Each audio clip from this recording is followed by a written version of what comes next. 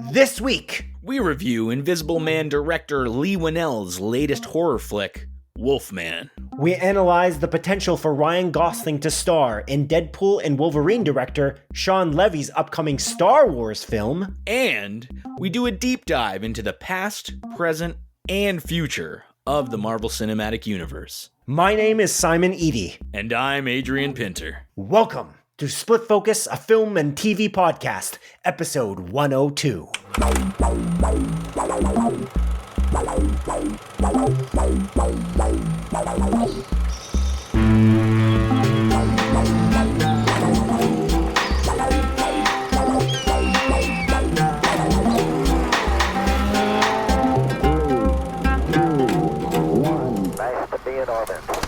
My goodness, my friend Adrian, we are back again. Howdy. We're back again. It's incredible. I'm back. I'm back from, if you can see that on my shirt here. I don't know if you can see that. Curacao. Yeah, they named that place after the alcohol. I think it might be the other way around. It might be the other way around. I'm no expert, but yeah, I was on vacation in the Caribbean, as they say, or Caribbean, however you like to say it. It was, Curacao is a beautiful place. It's a beautiful place. I was very lucky. My girlfriend's family treated us to going to Curacao, which that's very so nice. Much, yeah, it is very nice. I don't think I would have been able to afford it. It was delightful. It was beautiful, and it was not as cold as it is here in Canada, because it is very cold. In fact, last week was the coldest week of the year, I'm pretty sure so far, because it was like almost negative 20 and a negative 20 at some point. So I was checking the weather back in Canada while I was gone. Mm-hmm. And in Curacao, it was 29 degrees Celsius. So yeah, it was warm. It was a good week to leave, because this week is not as cold in Canada, in Guelph, Ontario, Canada. No, it's funny. Like we actually went to the movies today. Me and you, we met there. We did. And we brought our respective fiancés as well. And yes. As I was walking towards the vehicle, my fiancé was like, "It's actually not that bad today." But it's like, when you look at it, it's like negative 3 degrees. So you take the vast majority of the world's population and put them here, and they're like, "This is fucking freezing." But you're here in Canada, and it's like negative 3. This is a nice day. This is a nice day, in nearing the end of January. It's kind of funny. Yeah, it was pretty nice. It was nice to see you, of course, in person. Always a pleasure. Delightful. Yeah. But dive into Curacao a bit. Were you just there with your fiance? Did her family also there? Did they just? They were there. You? Yeah. Okay. The idea is like, Dawn's family doesn't see her too often because they live in the Caribbean, part of her family, and so we met there, and then we all spent time together pretty much the whole time. We stayed in a resort, the Marriott, as they say, and as it's called, as they say. What a dumb thing to say.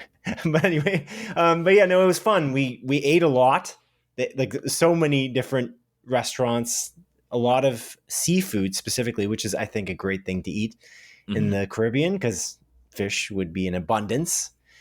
And the cruise ships, like right off of the shore, they just kept coming in every day, 6 a.m. Every day there'd be giant cruise ships. And let me tell you, I don't know enough about this industry. The cruise ship industry is crazy, man. It's crazy. These boats are so huge. I want to go on a cruise. Have you ever been on a cruise? No, never. I do not want to go on a cruise. The idea of being out in the middle of the ocean, trapped on this big metal ship. It's huge, though. It's terrifying. Like it's massive. It's larger than the hotel that we were staying at. It's just so crazy big. It's insane. And there's 2 docked there. To even like undock the cruise ship, they have to use tugboats to pull them out. I was trying to like figure out the logistics of how they run this thing, because it's so massive. Some of them have water slides on top, multiple swimming pools throughout the cruise ship. It's insane. I don't get it. If you look at it, you see dozens and dozens and dozens, I should say really hundreds of rooms. You can see the balconies of them. Mm-hmm. It's wild. I would really want to go on a cruise just after seeing seeing that, it's really neat. But it's crazy how many went through, because these Caribbean cruises, they go to Curacao and then they go to like Aruba, various other places in the area. Mm-hmm. Like they go Cuba and various places. I have to see a map to understand where the layout would be for which islands these cruise ships would maybe hit. But it's pretty cool. Yeah, it was great. The Marriott is quite beautiful. We're not endorsed by Marriott, by the way. But yeah, there's two infinity pools, one freshwater chlorine pool, and then the other one being a saltwater pool that literally pulls the water from the ocean. I don't know if you've ever been in a infinity pool before, where you can see it. You know what it is, though, right? The water's going over the edge, but it sucks up the water out of the bottom. In the bottom of the pool, it sucks up the water from the ocean, and then it fills it. And then you look over, and it just looks like the ocean, because it's just this pool is literally over the ocean. The infinity pool. It was beautiful. It was beautiful, and there's no way I would have been able to afford that. So I feel really lucky and very grateful, because it was very, very good. Yeah, and my fiance was like, and her family were drinking every day, like constantly. It's funny, there was a place called Steve and Friends in the small Curacao town, and when we went there, it's like, it was in the middle of the town, but it's not like a restaurant. It's just a tiny booth in the middle. It almost seems like Canada's Wonderland or Disney World or something like that. It's just, and the sign just says Steve and Friends, and the guy Steve knew some of my fiance's family members, and so every time we went there, it was kind of like Cheers, like everyone knew your name. You would go there, and Steve would come up and say, "Hey, buddy," and they would like hug.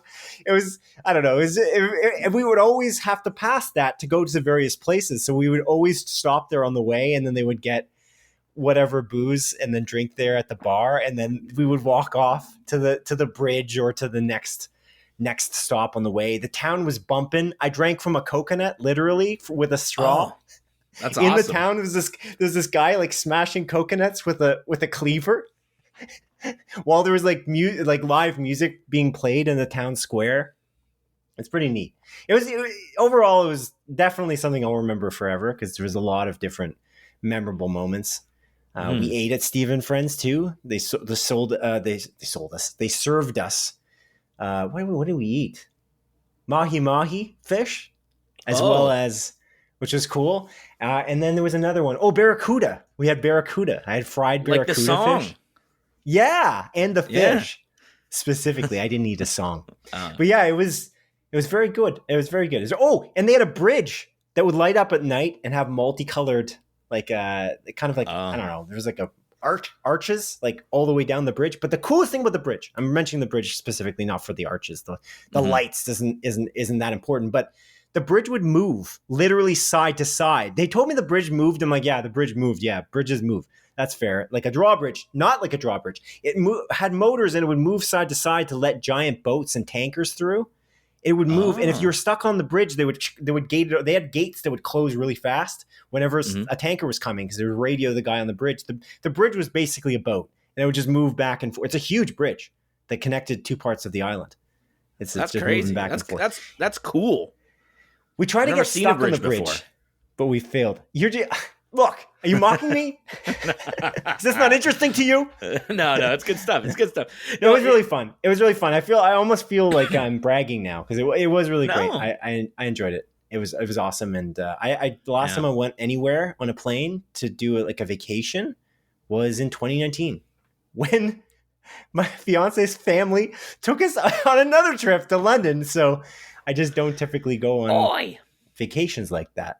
So it was very delightful, and I very much enjoyed it. What was your week like? Dude, that's great. I'm glad to hear you had a really pleasant time going on that little vacation. It sounds like a really good time. Again, before we, jump over to me, I'm curious, son, because you kind of brushed over this. You said that you were trying to get stuck on the bridge, but you failed. Right. Yeah. Just don't leave the bridge. Well, you never know when. The reason why we didn't get stuck on the bridge and we didn't get to witness being moved back and forth on this bridge is because it was so hot. The sun was so hot, and I'm a very white man. as you know. Yeah. You can see me right here. Yeah, dude, you're my favorite cracker. I say that all the time. Whoa. But anyway, I'm white, and so I burn very easily, no matter how much sunblock I put on. But everyone else in the group we were with, they were not really having the sun, especially on the last day when we were adamant about getting stuck on the bridge. It's just not that entertaining to stand on the bridge for an hour when it's like really hot and there's no shade. It's a bridge. It's a bridge with no covering. The arches I was talking about with the lights, they were thin arches just to light up during the night, just to have something to see in the distance. There were so many on the water restaurants and stuff like that. I realized, I don't know if I did a good job in the beginning of this conversation because I was showing my shirt to you, but there's no video in this podcast. So I'm wondering now if I didn't say, anyway, I'm wearing a shirt that says Curacao on it. It says Curacao, estimated $14.99, Dutch Caribbean. Interesting. Yeah, I don't know if I actually said Curacao. I think I just said like the alcohol. I don't know if maybe that would be even worse. So the context was lost. We talked for 10 minutes. We don't even know where the fuck you were. No, I mentioned Curacao. I mentioned it for sure, but I just don't know if I gave the context immediately. And I apologize to the audio listeners out there. I apologize. I should have described it. Descriptive listening, I suppose. But anyways, thank you for indulging my speech on Curacao. It was very fun. But yeah, how was your week? Good. Weeks, man. I guess. 2 weeks. Yeah, it's been 2 whole weeks. It's been very uneventful, man. Eventful on a life with some stuff happening, but it's okay, man. You know, I'm moving in the next 2 weeks. 2 weeks tomorrow. Yeah, I get the keys for my home, and then I'm gonna slowly. You know, I don't think we're doing any moving on that first day. You know, I think it's gonna be we get the keys, maybe bring a couple things over, do some cleaning, and then I think we're renting like a U-Haul on the Thursday, which is the 13th. I think that's going to be like the moving day. So going to be bringing cabinets, mattresses, chairs, other home materials. And we're that's the moving day. So not to put you on the spot, but if you're free and you want to come by, I'm going to have pizza. You don't even have to help move. But if you want to come by, I'm just Do you need help moving? Actually, that's a good question. I have a couple of friends that said that they would like come by. Like it's really just a few things that I would actually need help with. Like what day is this? Sorry, what day of the week? It's a Thursday. So you work. You have job. So I don't know. I do. I do have job. Yeah, I have job. Yeah.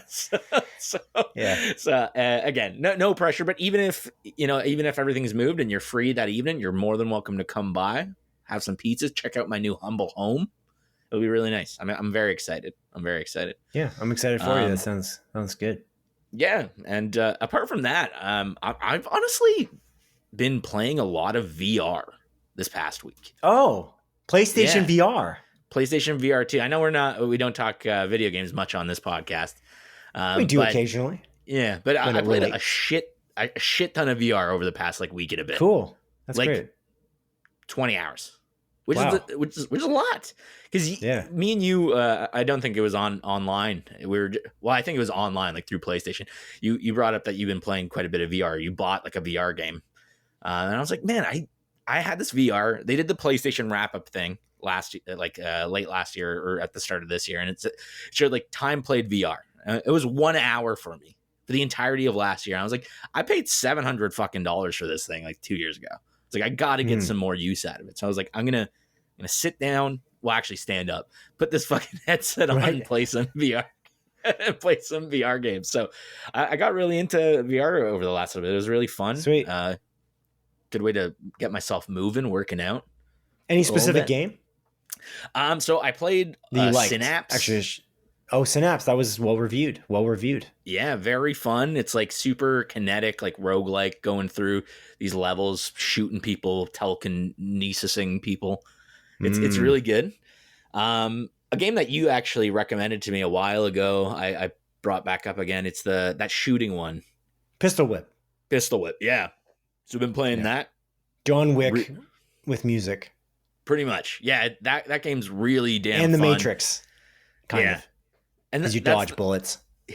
That's what I counted as like my workout game, because I sweat like a fucking thing that sweats a lot when I play it, and my thighs. I sweat thighs. Like a thing that sweats a lot. No, that game's crazy on the legs. Yeah, that game does not let you skip leg day. That's for sure. No, not at all. So I really enjoyed that, and then I played through a game called Red Matter. Short and sweet. It was on sale. I heard about that game. Yeah, it was on sale at 10, maybe $15, and I heard really good things about it, and I heard even better things about the sequel. So I picked up the first game, played it over the course of a night, 3, maybe 4 hours. I was like, damn, this is really good. Intriguing story, like puzzle game in VR. And I was like, I'm just going to buy the second one because it's also on sale. So I started the second one and played it for, I don't know, half hour. But yeah, good stuff, man. Good stuff. It was a good way to, spend some time, get active, quote unquote, moving around. Pistol Whip specifically, very active. But yeah, it was good, man. It was good. And then, watched a couple things. Which we'll get into. Yeah. Shortly. We will. Yeah, man. Speaking of video games briefly here, High on Life. I recommend this to you. I think you'd like this. I think the humor. High on Life is a video game on Xbox and PlayStation. I think PC as well. But it features talking guns. You're a bounty hunter that's thrown into space. It was a Squanch Games game, which was Justin Roiland, one of the Rick and Morty creators. It's his game. Justin Roiland obviously has been embroiled in controversy, and he was let go from that studio or left voluntarily or something like that. But that game, High on Life, is, I think, very funny. I think some people think it's annoying, perhaps. But I enjoy it very much. And I said I wouldn't recommend anything to you. Well, I guess I'm not recommending it to you then. Well, don't play it, Adrian.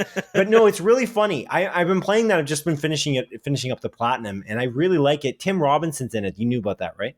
No, I didn't. He's a huge part of the game because you have talking guns as a bounty hunter, and you're trying to take down this cartel as this bounty hunter in space. You're a human. The cartel is using humans as drugs. The human race is their drug, basically. And so they're addicted to humans, and they're just going to gobble up Earth to eat them. And so as a bounty hunter, you're trying to take down the cartel that's causing this. But the guns talk. So you collect various guns. And one of the guns is Tim Robinson. One of them is JB Smoove. Oh. I don't know if you know that comedian, but he's also in Spider-Man. Yeah, I know him from most notably. Remember Blockbuster, the Netflix season? Like the one season? Yes. Yeah. Yeah, that's right.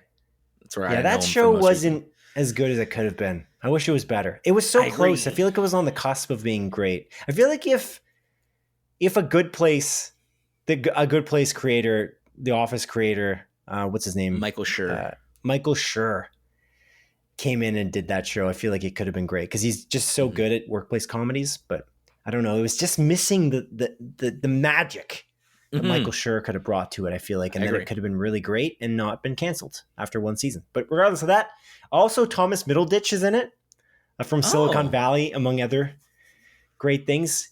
It's very improv based. There's a TV as well. There's TVs that play, and they play ads almost like intergalactic TV. What's it called? Interdimensional cable. Interdimensional cable from Rick and Morty. It is very Rick and Morty-esque, but it's also, you can tell where Tim Robinson comes in. Tim Robinson playing a specific gun. They just talk to you while you're playing. It's actually great. I've loved that video games have been doing this more and more because it's awesome. It fills a lot of the air and it makes it never boring. Like in the video game God of War, you have Mimir on your waist. There's a talking head or your son, and you're always bantering when you're moving from place to place. And that's what these guns are doing. They're always talking to you and describing the environment. You do something crazy and they're like, whoa, you did that? Yeah, what are you doing? But Tim Robinson's hilarious in it because he's just a wacky guy. He's a gun that shoots his babies out that go and attack the enemies for you. But he just shoots them out, and he's like, he describes his babies as just completely expendable. He's like, I'm really sad that my babies are dying, but I'm glad I'm helping you. It's like, Jesus Christ. It's awesome, though. It's really cool. And lastly, the reason I was going to bring this up, because it is connected to movies and TV.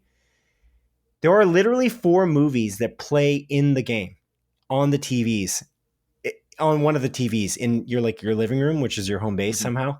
Don't ask. It's a wacky game. But there's a movie called Tammy and the T-Rex, and I thought it was a joke, like not a real movie. They literally licensed 4 movies, and they play it in their entirety in the living room on this TV. Tammy and the T-Rex. starring Denise Richards and Paul Walker, is the most wacky shit I've ever seen. And my character's just standing there. It's in first person, this game. So I'm just standing there watching Tammy and the T-Rex. I'm like, what the hell? It's pretty wacky. Man, I don't know if you should watch it, but if you want to watch a really terrible but maybe entertaining B movie, man, what a movie. What a movie. Right from the get-go. But I was shocked that they would even be able to license the movies like that. It just doesn't even make any sense to me. There's also a movie called Blood Harvest in the game. It's like a horror movie, and it's creepy and it's very weird. They clearly pick these movies because they're so ridiculous. There's also a movie theater in the game as well that you can go to, strangely, and you can watch the whole movie in there as well. Just sit in one of the seats in the movie theater. And there's 4 alien people just talking throughout the whole movie, making jokes about the movie they're watching. The whole movie. I'm pretty sure I watched about 20 minutes. And I'm like, did these guys actually commentary the whole movie? Do they do that for all 4? Like, it's just crazy. It seems like they put so much effort into the small things, which I appreciate. Anyway, we're not a video game podcast, but those are movies. If you want to watch movies and high on life, feel free to do that, folks. Yeah. Yeah, I just I googled it, the Blood Harvest. It's a 1987 horror slasher film, right? So it's actually something. And then that Tammy and the T-Rex. I thought you were doing a bit, but no, that's a 1994 movie. No, that's a crazy one. That movie's nuts. Blood Harvest, I can kind of see. It's still really creepy. There's the scene at the very beginning, the second or first scene of that movie. I walked in when this alien guy's watching it in my living room. And I was like, what is happening here? There's like this full nudity happening. And I'm like, what? Why is this happening right now? It's very creepy. It was a very rapey scene. I was not a fan of it. It made me uncomfortable. And I took a portal and got the hell out of there. But yeah. Anyway. Cool. All right. Well, that's Tammy and the T-Rex at High on Life. But yeah, fantastic. I think you would like it. I do believe you'd like High on Life. I think you'd be entertained because it's just wacky. Just like I think you should leave on Netflix, and I know you love that show because you quote it every day at least once. I think. I do it. My fiance is very annoyed with me. There's like an article. There was an article that came out. I want to say like 2 years ago or whatever, and it was literally I forget. I'm kind of going off the top of my head. I don't remember it fully, but it was essentially, it's like, I lost my boyfriend. I think you should leave. And it was like this article about this girlfriend complaining about how her boyfriend like watched the show and then just like has like essentially brain rot and just constantly references it. And I'm like, oh man, am I doing this to my fiance? Because like anytime someone says like too small, I always go like too small. Or like Friday, like when it's Friday, I always think like it's Friday. When someone says it's stinky. Yeah, stinky. Like it's just so many things that are like just ingrained, and it's reactionary. And to be fair, my fiance kind of falls into the trap sometimes too, and I catch her doing it. She's like, I know. Oh. And she keeps on saying that she doesn't like it. But I made her sit down once when we were actually flying home from Serbia earlier this year. We were flying from Hungary. And like, I like put it on my phone and she had a headphone and she was laughing. You caught her. She was laughing multiple times. So I was like, you do like it. You laughed like 7 times in the span of like, 6 minutes. That's pretty good. It's pretty good. Yeah. I just canceled Netflix actually. Again. Oh, damn. They just announced they're raising the prices again. I don't know if it's going to hit Canada right away, but I don't know if you saw that. I did see that. That's pretty bonkers, man. Like it's, I like, to be fair, I don't pay for Netflix. I use my parents, but like when I move, I'm probably not going to get Netflix. Like, cause it'll do you can't do it because you're not at home or whatever. You can't share it. Yeah. I've been canceling, coming back repeatedly based on what I'm watching. I did start up The Walking Dead season 11 because I wanted to finish that, but it annoyed the hell out of me. The audio for 5.1 like Dolby surround sound completely broken. Just so broken. This crackling that happens, this serious crackling. Any high intensity scene, like an action scene, it's like like when we watched Dunkirk. Sound effects by Simon. Yeah, that was really good. Yeah. Like when we watched Dunkirk in that subpar IMAX theater in Kitchener. Kitchener, Ontario. Yeah, that was not good. But I couldn't believe it. What I end up doing every time I was watching The Walking Dead, season 11, it's only season 11. I watched the other seasons. I had no problem. I don't know what's wrong with season 11. I looked it up, by the way. People on Reddit talked about this problem. It's clearly a rampant issue just with this season. I don't know how they messed up the audio so badly. But every time I watched the show, I had to turn off 5.1 audio, and I was using stereo. And I don't have a nice speaker system, so I can use stereo. That's just stupid. Like I just don't want to do that. But that's not the issue. I'm okay with that for the one show. The issue is I have to turn it off in my actual Apple TV settings. And when I do that, I forget the next show I'm watching. So I'll start watching Shogun and I'm listening to stereo and I'm like, this audio doesn't sound good. I'm like, oh my God, I didn't change it back to 5.1 audio. And I'm missing either Dolby Atmos or some other thing just because I changed it for one season of a show that's just not well mastered. I don't know how this happened. Maybe they're trying to make me get AMC Plus, Maybe honestly, I wouldn't be surprised. I like The Walking Dead, like generally. I feel like I'm really excited to see how it ends because I always wondered how they would end the show. But regardless of that, I might go back, but I'm canceled after February 5th, and then I'll go back for whatever show is next, and then I'll jump back into Walking Dead at that point. Yeah, fair enough. Yeah, I mean, like to be fair, it's not really an end because they have like 3 spinoffs that take place after the show. Yeah. So yeah, like which spoils the show in some way because it tells you that certain characters are alive or dead or whatever. And really alive because it confirms that because they're after the show, they have to be alive. It's a stupid choice in that way, but I don't know what else you can do, I guess, if you're going to do a spinoff with a specific character and you're trying to market it and the character you're putting in there is kind of the star reason that the show exists. So I understand it's just kind of silly. But the issue that I had with that specifically, though, is like I think we talked about it. Is I think I was watching season 11 and they announced the spinoffs before the show was even done. That was stupid for sure. And it's like, okay, cool. Now I know these characters are not dying. So like for me, it kind of soured season 11 a bit because anytime any of those characters were in like a jam, I'm like, well, they're fine. Right. Like, they're not going to fuck it. Like, they're not going to die. Who cares? So it's pretty stupid. Yeah. Silly. It's silly, Simon. It's pretty silly. Adrian, I got a bit of a surprise for you. Although you might already know about this. We're now entering a short segment that I like to call Ken's Korner. With a K for corner. Just to be clear. KK. Kenneth Stadelbauer is a long-term... Should we do Ken's Cool Corner? All Ks? No, that's definitely a no-no. Oh, man. My hand gesture there was not good either. Alrighty, not on video. Not on video. Thank God. I don't want to talk about the Elon Musk thing. That's so... Why did he do this? Never mind.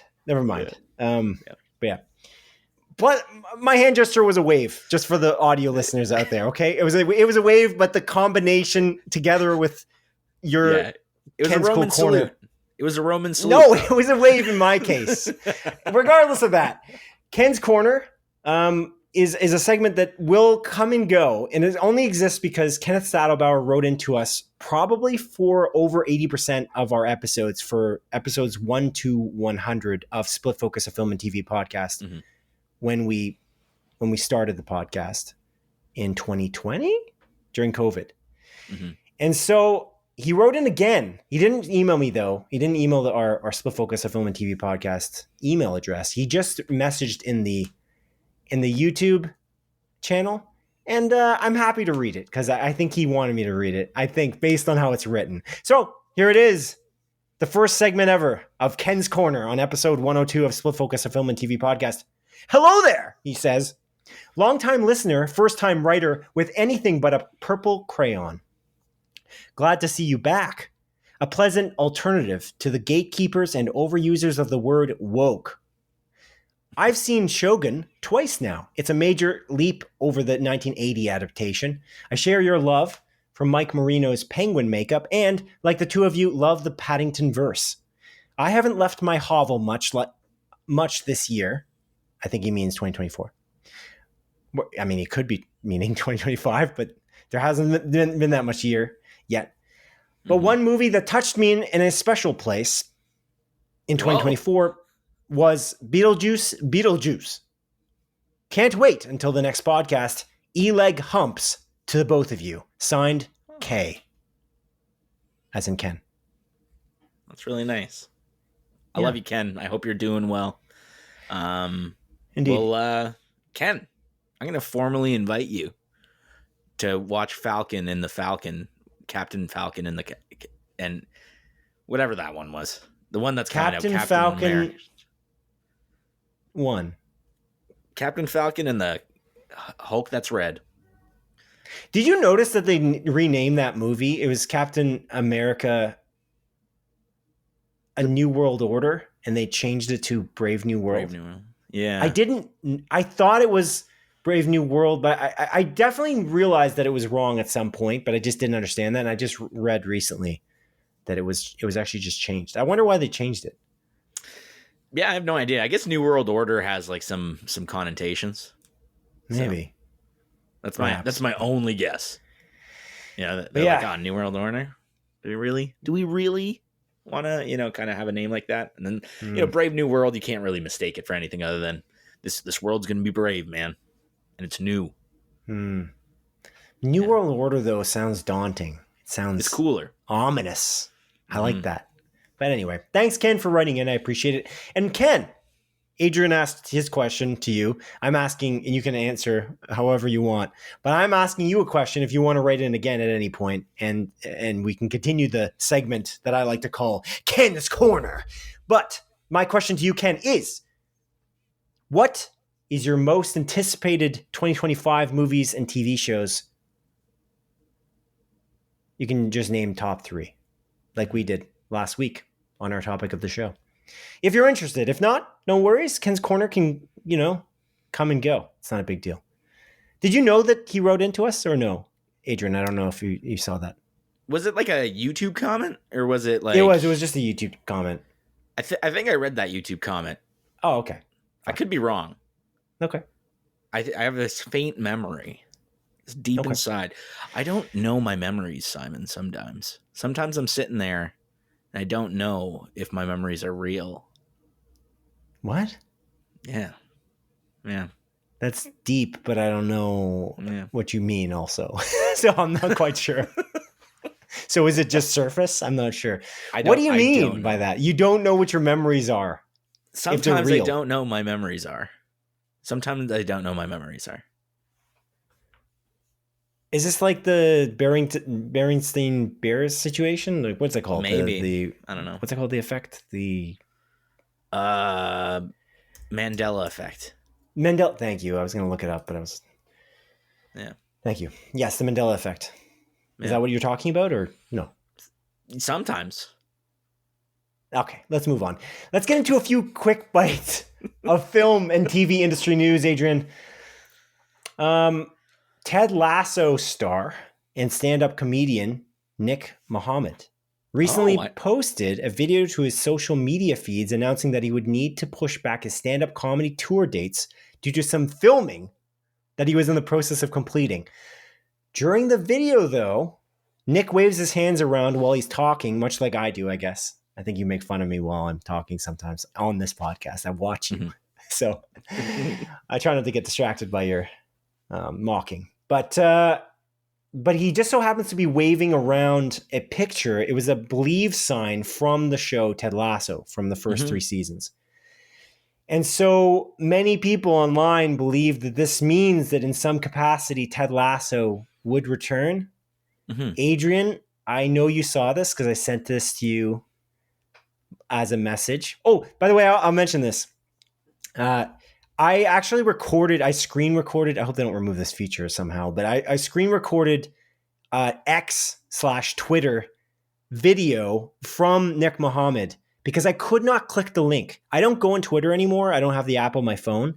I find that hilarious. I'm sure they do this on purpose because they want me to go and become an account. I mean, have an account and go and have their app and go on Twitter constantly. I'm not going to do that. I've been kind of weaning off of specifically social media. That's been my plan. So regardless of whether X is a dumpster fire or not, I'm not doing it for that reason necessarily. The point is, I could not click the link. You click the link, it says this link doesn't work. I mean, how is that advertising to me to use X? That's all I'm going to say. That's all I'm going to say. I feel like if you want me to use it, you should probably make it work for people who don't have an account. That's all I'm going to say. So I had to record the video inside someone else's link to be able to actually see it or to send it to you, because I couldn't send the link because it was broken and I didn't know if you were still using X or how to download it on your phone or signed in. So as a result, for a while. Right. So I wouldn't have been able to send that. So I had to do a screen recording, which doesn't help them at all because then it doesn't create traffic to their website. Nobody sees the ads, etc. I find that very strange. You would think you would not do that. I've been having that problem though for months. That's not just with that video.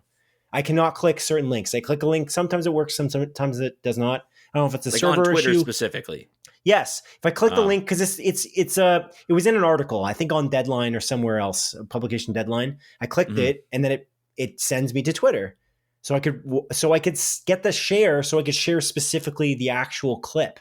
I didn't want to just share the whole article. Sharing a whole article sometimes is very annoying for people because they're gonna they sometimes think, "What, you want me to read this whole thing?" And I'd rather kind of. Well, there's also that the question of whether they can read, but regardless of that, yeah. So I was trying to just send the link of the Twitter link, and I couldn't. This was a ridiculous tangent. Anyway, Adrian, I am curious what you think of this. We both love Ted Lasso. So what do you think of this? You sent me something interesting by text, actually, once I sent you this video. You said it would be interesting to see what it would be like without Ted. And I'm curious your take on this, because I didn't have that impression that Ted wouldn't be in it, but you do. So interesting. Yeah, I don't know. I feel like so I'm actually rewatching Ted Lasso. Funnily enough, I'm just about finishing up season 3 because my fiance's never watched it. By the way, no spoilers. I shouldn't. I should maybe. I don't know. I don't want to go too far into what I was just saying, but yeah, I just think again, trying to keep it as spoiler free as possible. I think the kind of the switch that they do in that show in season 3 to switch the focus from Ted to kind of spend more time with all the side characters, along with, some, I think, there's a couple lines in it where Ted says, like, it's never been about me. It made it feel like that, this, it's tough to talk about this considering, again, like it's quite spoilery, but it felt like a final, like end to the Ted Lasso arc. It did. That's what a lot of people said, like, why would they even come back at all? Because they feel like it's nice to have a good end. Like Breaking Bad shouldn't have continued after that. That was great. That was one of the greatest finales ever. Yeah. Oh, I keep on forgetting that they did El Camino. Do you remember El Camino? It was a movie, but yeah. It was cool. That was a nice little epilogue.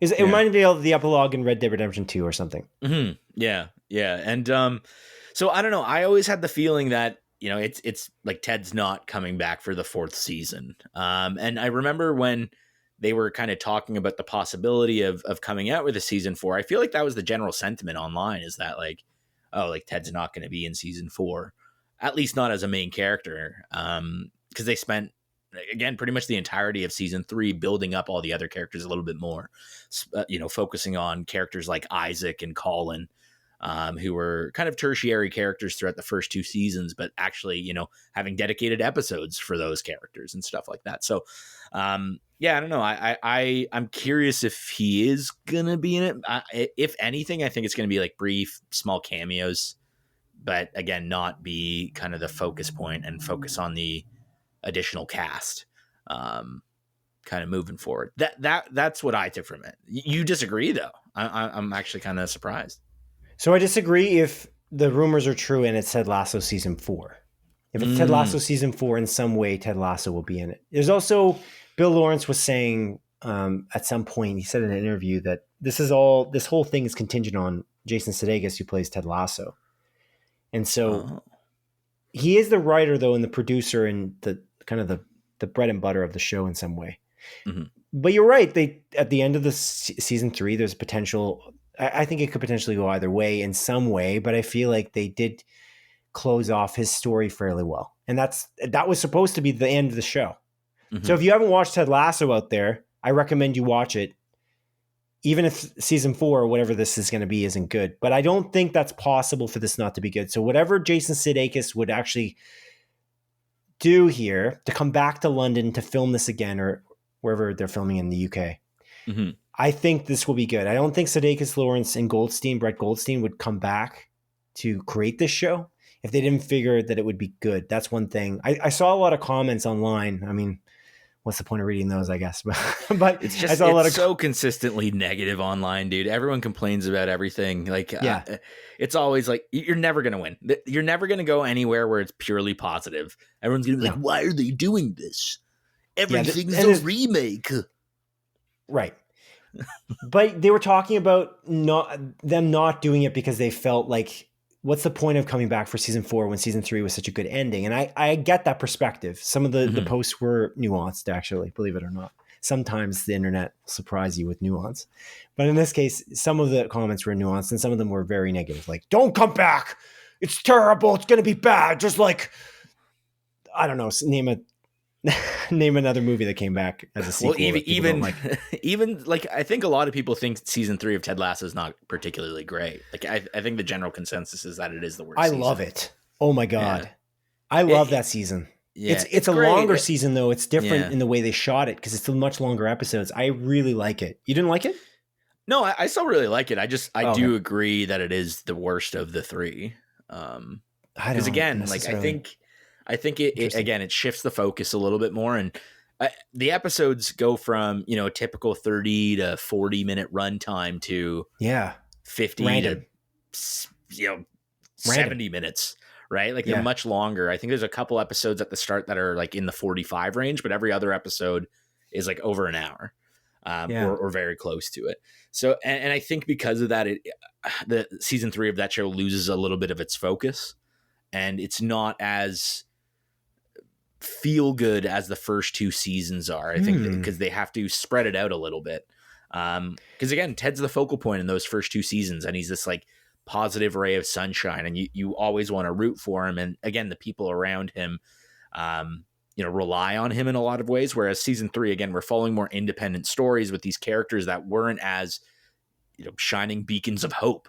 So they still end in a good place a lot of the time, but I think there's a lot more of that lull. Lull maybe isn't the right word, but a lot more of like those moments where it's like, oh, this is actually kind of like sad and not as heartfelt as I want it to be, until it gets to that point, 30 minutes later, because these episodes are now a half hour longer every single time.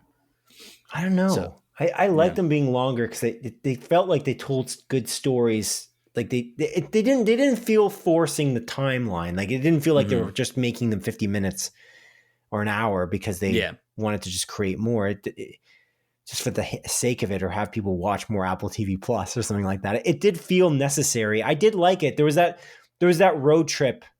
They do the road. I think a bunch of road games where they take the bus, and that whole segment is so ingrained in my mind. It was just so great to me. Is this also something they didn't really explore much in the first 2 seasons as much?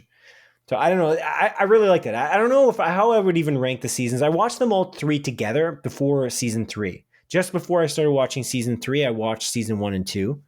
So it felt like it all flowed really well, and it felt kind of the same all the way through. That's why it was strange when I found people didn't like season 3, because I thought, wow, I didn't feel that way at all. But yeah, I get where you're coming from. I get where you're coming from. It makes sense. Yeah, okay. Yeah, I'm excited regardless of what this is. It's interesting that Nick Mohammed kind of got the go-ahead to do that. He got to make the announcement on his own. I like this way to do an announcement. I think it's hilarious. It's just so stupid and silly. Like he's just it's very Tom Holland around. like Tom Holland. But this was on purpose, clearly. He wouldn't have been waving that around. Tom Holland literally can't keep his trap shut. You know what I'm saying? Yeah, but there was a couple of moments where, he would like pull out like something from a folder and it would have like the name of the movie. And he's like, oh, I shouldn't have that. It right. Later on, they gave it to him to just give it away because everyone knew he would give it away. But in the beginning, he was literally a leak. Him and Mark Ruffalo couldn't not leak things. I don't know about the Marvel Cinematic Universe. I don't know why. I guess it would be difficult. You're trying to be, if you're genuinely like in real life, a more earnest person or just honest person, then I can understand that, which is kind of nice. Kind of wholesome, I suppose. But yeah. Okay. Cool, man. Cool. That's cool. Yeah, cool. I'm excited for it. We'll see how it goes. Because I finished Shrinking. I'll get into that in a sec, but I love Shrinking so much. Season 2 is very, very good. Did a great job. It's phenomenal. It's so good, man. For those who don't know, it's the same creators in some capacity, not Jason Sudeikis, but Bill Lawrence and Brett Goldstein are the minds behind that show. So, and they just did a great job. But I'll talk about that a little later. Yeah. Jason Segel, yeah, for sure. Okay, Adrian, another bit of news. The Oscar nominees for the 97th Academy Awards are in. Mm-hmm. The ceremony takes place on March 2nd, 2025. Do you have anything to say about the nominees? Or is there any nominees that you've been eyeing that you want to see, like specific movies that you're interested in watching? Anything like that? Anything that pops out to you? Yeah, there's quite a few movies. I feel like this is actually the first year where I have not seen the vast majority of the movie nominations. Whereas I feel like previous years, me and you kind of kept up with a lot of the things that were kind of buzzing. And so we would there would be the local cinema that would play those like smaller, art house movies or like Oscar movies in theaters. Yeah, so not to be a hipster, but we would just coincidentally have seen them because we just would see them beforehand. Exactly. We knew about it before it was cool. Well, yeah, like I always think about like Parasite as an example. Like we watched that before, and we're like, "Damn, this movie is fucking awesome!" And then they got nominated at the Oscars and won. And we're like, "Damn, that's great." We knew that one. That one we knew. The same thing with Taika Waititi's movie, Jojo Rabbit. Jojo Rabbit, thank you. Yeah, and we also watched Jojo Siwa, but All Quiet on the Western Front. Yeah, that too. Jojo Siwa. Yeah. Yeah, we watched a lot in that theater. It's the Waterloo Princess Twin theaters in Waterloo, Ontario. Shout out to them. Small business. They're still open, right? They are, yeah. I went there. Thank God. A few months back. That's where I watched Cuckoo, actually. Oh, cool. Yeah. But yeah, there's quite a few movies that were kind of announced that I do want to see. Like most notably, the movie that I 100% want to watch that is on like, I think it's nominated for Best Picture as well, and a bunch of things, is Anora, which is like the movie. It stars Mikey Madison. I only know her from Scream 5. That's the only thing I've seen her in, and she's awesome in that movie. And it's she's a I guess a sex worker, stripper, and some like young Russian like royal dude. Maybe not royal is the right word, but he's like, is like family. Is like a mob, and he's like very high in the ranks. And he goes there, he goes out to America, meets her, and then falls in love. And it's like this like love story. And like, the Russian mob is like, dude, what the fuck? You can't do that. So that's on my list that I really, really want to watch. But apart from that, I mean, I guess that, I got to watch like Inside Out 2, and apparently Flow's really good. Wild Robot. So like some of those animated flicks, but yeah, apart from Anora, that is real, and that's really the only like movie that I, need to watch, that I really want to watch, that I think I would thoroughly enjoy. That was nominated for Best Picture. There are a few other movies like The Substance. I also really want to watch. That looks really good, like a crazy body horror flick. I just got to find the time to watch it. I think that's out digitally now. But yeah, like it's really Anora was the big one that I was more looking forward to. I was going to watch it in theaters, but just timing wise, just didn't find the time to go. Cause I think it was like a very limited release. It was out for like a week, maybe 2 weeks at like our local Cineplex. Yeah. So that was unfortunate. But what about you, man? Like, is there any, like, what movies have you watched on this list? I know you watched Dune Part 2 for Best Picture at the very least, but like, have you seen any of these other movies that were nominated? Anything that stick out to you that you want to watch? I spent a lot of time this year. I mentioned this last episode 101, that I've spent a lot of time this year catching up on movies I hadn't seen from years and years and years past. Like, you mentioned Jaws last week, I think. Yeah, I watched Seven Samurai, like Akira Kurosawa, and various other classics as well. And so I just haven't really I didn't go to the theaters as much as I did for the last few years, especially because you and I usually go, and we just haven't gone too much. You haven't gone too much either. And so it's kind of connected in that way. Obviously I saw Dune Part 2, as you mentioned. I have interest in quite a few of these. The Brutalist, I feel like, is a good chance of winning. So I think that one, I really want to see The Brutalist because I'm curious about it. It's a long one though. It's like 3.5 hours. That looks. It's really over neat. 3.5 hours. I think it's like 3 hours and 34 minutes or something crazy like that. Ooh, and it's a long one. Yeah, it's a long one. I think it's one of the few movies that actually has like an intermission. Because I think when I saw it at Princess in their calendar, it says like The Brutalist, and it's like with intermission. I think it said it on their website. Cool. So, because like I don't know, I got a tiny bladder, man. I'd piss my pants in that theater. There you go. They're looking out for you. Yeah. But yeah, Conclave looks really cool too. The actors in that look crazy as well. That one I want to see. I probably see Emilia Perez. It's on Netflix when I get Netflix again. I'll try to do that before it's canceled. Because I guess the Oscars are on the 2nd of March. So I'm canceled for a month. So yeah, I should probably do that sooner rather than later. The Substance I also wanted to see potentially. Nora I wanted to see for sure. Wicked, I don't know why, but I just don't care. I don't know why. I agree with you, man. I don't know why though. Because it is good. I don't give a shit about the Wizard of Oz. Like, I love the Wizard of Oz. Did you see the Wizard of Oz? When I was a kid, and then like it never. The Wizard of Oz is amazing. I don't care for it. I don't really, and then like what I've seen from Wicked, it's just like it just simply doesn't interest me. However, every single person that I have talked to that has watched it, our mutual friend awesome. Andrew Sinnott as well. He like went to watch it with his wife, and he's like, "Yeah, it was amazing." Like he's like, "You should definitely." He literally called me after he left the theater, and he's like, "I have a movie recommendation for you," and he never does this. Like you and like your fiance Cassandra should go watch Wicked. I was like, maybe I'll go. But that's also a long movie. And it's just like the first part of 2. Isn't it like almost 3 hours? I don't know. It's like time wise, I don't know. I'm just looking at the Rotten Tomatoes scores. It's 88%, 95% popcorn meter, but 88% critic score, which is pretty crazy. It's pretty good. No, I got to see that. I feel like I got to see it. But I didn't want to go see that in theaters, so I'm just going to wait for it to be on streaming, which is against my policy. Typically, I want to see things in theaters, but in this case... It's still in theaters? Probably. Maybe, actually. You know what? Probably. Because it came out in December, right? So yeah. It might still be. But I also like James Mangold a lot. I don't always like biopics. I don't have a lot of connection to Bob Dylan. So... Yeah. I don't care. I didn't go see the Complete Unknown, like the Timothée Chalamet starring movie. Chalamet. But yeah, I don't know.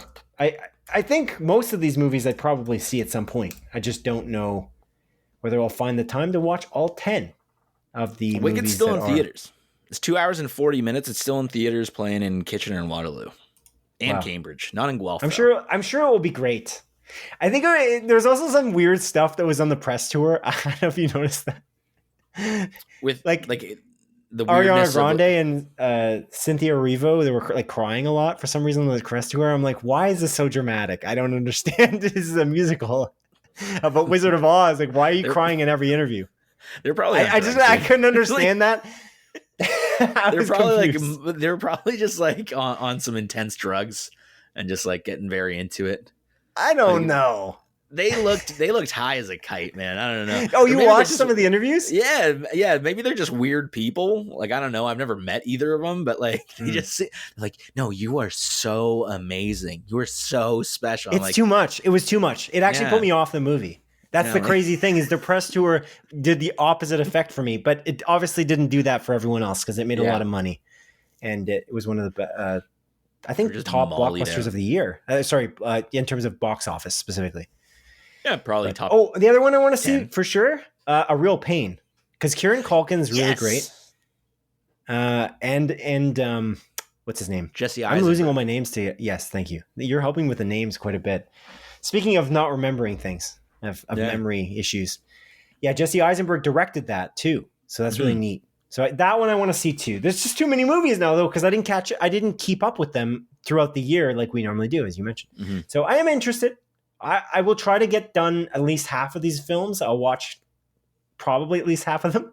Probably at least. That's very confident by March 2nd when the ceremony airs. It's Conan O'Brien hosting. That is pretty neat. That is pretty neat. I'm intrigued. You know, I like Conan. If you want to watch any of these movies, man, even at the comfort of your own home or my home, just let me know. I'd be down to maybe sit down and watch something with you. Yeah, we try to get to Princess Twin. I'm sure the Brutalist will be there at some point. Or you just said I think it's there now.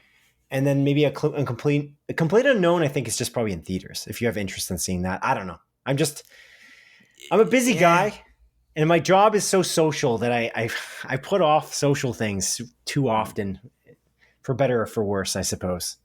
Because it's just the social anxiety I'm feeling lately is immense. My job is so social, so it's tricky. But yeah, I'll do my best. Well, we should see at least one at Princess Twin before the Oscar ceremony commences. Adrian, the third story I have here. Wait. Sorry. Oh, but before you continue, there is a couple things that I do want to point out that I really liked about some of the nominations. Oh yeah. Most notably for Best Visual Effects, Alien Romulus, man. That was nominated. That movie looks fantastic. I loved that movie that came out last year, as well as Kingdom of the Planet of the Apes. It's really cool that those two movies were nominated for Best Visual Effects. Well, Kingdom of the Planet of the Apes came out last year? Yeah, dude. Didn't it come out the year before? No, dude. It came out early, I want to say March last year. I'm going off my memory. Maybe April. It did come out last year. The heck? Good movie. I don't remember that. I didn't love Kingdom of the Planet of the Apes. I got to be real with you. Oh, really? Yeah, it's the worst one. I think it's better than Rise, but not as good as Dawn or War. And I never watched any of the original movies. So. I don't know. There's weird, very strange plot holes. Whoever made the movie didn't understand basic physics and things like that. It's strange. My fiance watched all three before Rise, Dawn, and Kingdom. No, Rise, Dawn, and War. Just before, and then we watched Kingdom together. And actually, did we watch them all? We might have watched them all together. Regardless of that, because we watched them all together, it was easy to compare. And it just didn't hold up in most ways. It just didn't make a lot of sense. And it just didn't feel as connected to the characters. I found Caesar a very compelling character because you're also growing up with him as you watch all three movies in the trilogy. I almost feel like it doesn't need to exist. Kingdom, it's fine. It's forgettable in my opinion. It's fine. It's not a bad movie though. It's just the worst one. And there are some aspects of it that are bad. There are plot holes that they are clearly plot holes that they defies the laws of physics in the movie that I was disappointed with. I'm one to point that out. But yeah, cool. Alien Romulus. Yeah, that was a lot of practical effects, right? Yeah. So that's a really cool one to have. God, that movie's so good. List. I wonder if that will win because of that. Although Dune Part 2, it's pretty beautiful. That's also very practical. They filmed everything in the desert. Yeah, they really brought real sandworms. Yeah, completely practical. Yeah, it's nuts, dude. Yeah. Real sandworms from a foreign planet. Incredible. Incredible work from Denis Villeneuve. All right, well, Adrian, now I'm moving on. Yes, please. I jumped the gun. I'm so sorry. But the next story is about a Hollywood Reporter report that actor Ryan Gosling is in talks to star in Shawn Levy, who directed Deadpool and Wolverine last year, sorry. Shawn Levy's basically making a standalone Star Wars movie, and they're in talks to get Ryan Gosling on board to star in that standalone Star Wars movie. Apparently, if this deal actually happens, Levy's movie would become the next Star Wars movie to start production as well. What do you make of that? I know you like Ryan the Goose Gosling, as you call him. Yes. And what do you make of that? I know Star Wars has been a little bit strange lately, so. Yeah, I don't want to say I've fallen off of Star Wars because I still love a lot of Star Wars. Again, we talked about it briefly last time. I love Rogue One. I know so many people hate The Last Jedi, but I genuinely adore The Last Jedi. I think that's a great, great movie. But, I haven't kept up with the shows, really. Again, I still got to watch Andor, as it's the one recommendation you have made for me. That's correct. So I'm going to watch Andor for sure, coming up within the next while. I don't want to give you a set date. I was like, should I do anything? But I'm gonna watch it soon. So like me and Star Wars, I don't know. Like I'll probably still go watch a movie in theaters for it. Again, I'm intrigued about it. But I think Shawn Levy as a director is an interesting choice. Although, again, Deadpool and Wolverine is really great. I really enjoyed it. I think it's awesome. I mean, it made over $1 billion, so I can see why Disney is, kind of trusting Shawn Levy. But like all in all, like his movies, at least the other ones that I've watched that are more recent, like Free Guy and The Adam Project, I thought were just kind of like whatever. Like, I don't think those are particularly great movies. There's some like good bits in them, in Free Guy specifically. But like The Adam Project is just like such a whatever movie in my opinion. Like I honestly don't even remember it. So like I'm not fully confident in his ability to create something spectacular in the Star Wars universe. And I feel like it's going to just be a whatever movie. Now, again, Ryan the Goose Gosling being in there, I'm intrigued. I love Ryan the Goose Gosling. As you know, he's one of my favorite actors. I watched The Fall Guy last year. Mm-hmm. Not that great of a movie. But I liked good. it. You like it's good. Like it's not it's that good. Great. Yeah, I don't think it's that great. It's good though. Like it is. It's a good movie, and I really love Ryan the Goose Gosling in it, and I really like. Oh my goodness, doesn't matter. Now I'm forgetting the names. Emily Blunt. Look at us helping each other out. Just playing off of each other. Yeah, baby. So much chemistry. Yeah, if you have to say it, is it true? I don't know. But anyway, no, yeah. We'll talk about chemistry between actors soon. Yeah, chemistry in that movie is actually pretty good. Emily Blunt and Ryan Gosling did a great job. It was awesome. That movie is okay. I didn't love it either, but I thought it was it was good. I really liked it. It's enjoyable. It's a fun time. Mm-hmm. It was better than whatever that train movie with Liam Neeson is, Unstoppable or not. Whatever the other movie was. I don't There's remember. 2 movies that came out around the same time. There's Unstoppable, I think. Maybe that's the one with Chris Pine. Dude, and then there's another one. The one with Vera Farmiga. I don't remember the name of it. You're like, you're on a train and this train can't be stopped. And then Liam Neeson's like, I'm going to stop this train. All right. The Commuter. The Commuter. Yeah, that's a good one. That was fun. Not Unstoppable. I think that's what stopped that. Sorry, that movie started my whole that was fun, bit. Yeah, that I've kept up for a decade. That's right. I think it came out 10 years ago. I don't know when that movie came out. It was a while ago. But it was a while ago. But I don't know. That's kind of how I feel about this new Star Wars project. I'm curious. I'll probably watch it, but I'm not stoked about it, and I'm not confident in its quality. What do you think? I think that people just don't give Star Wars enough credit, and I think people are really annoying about Star Wars. It's very annoying.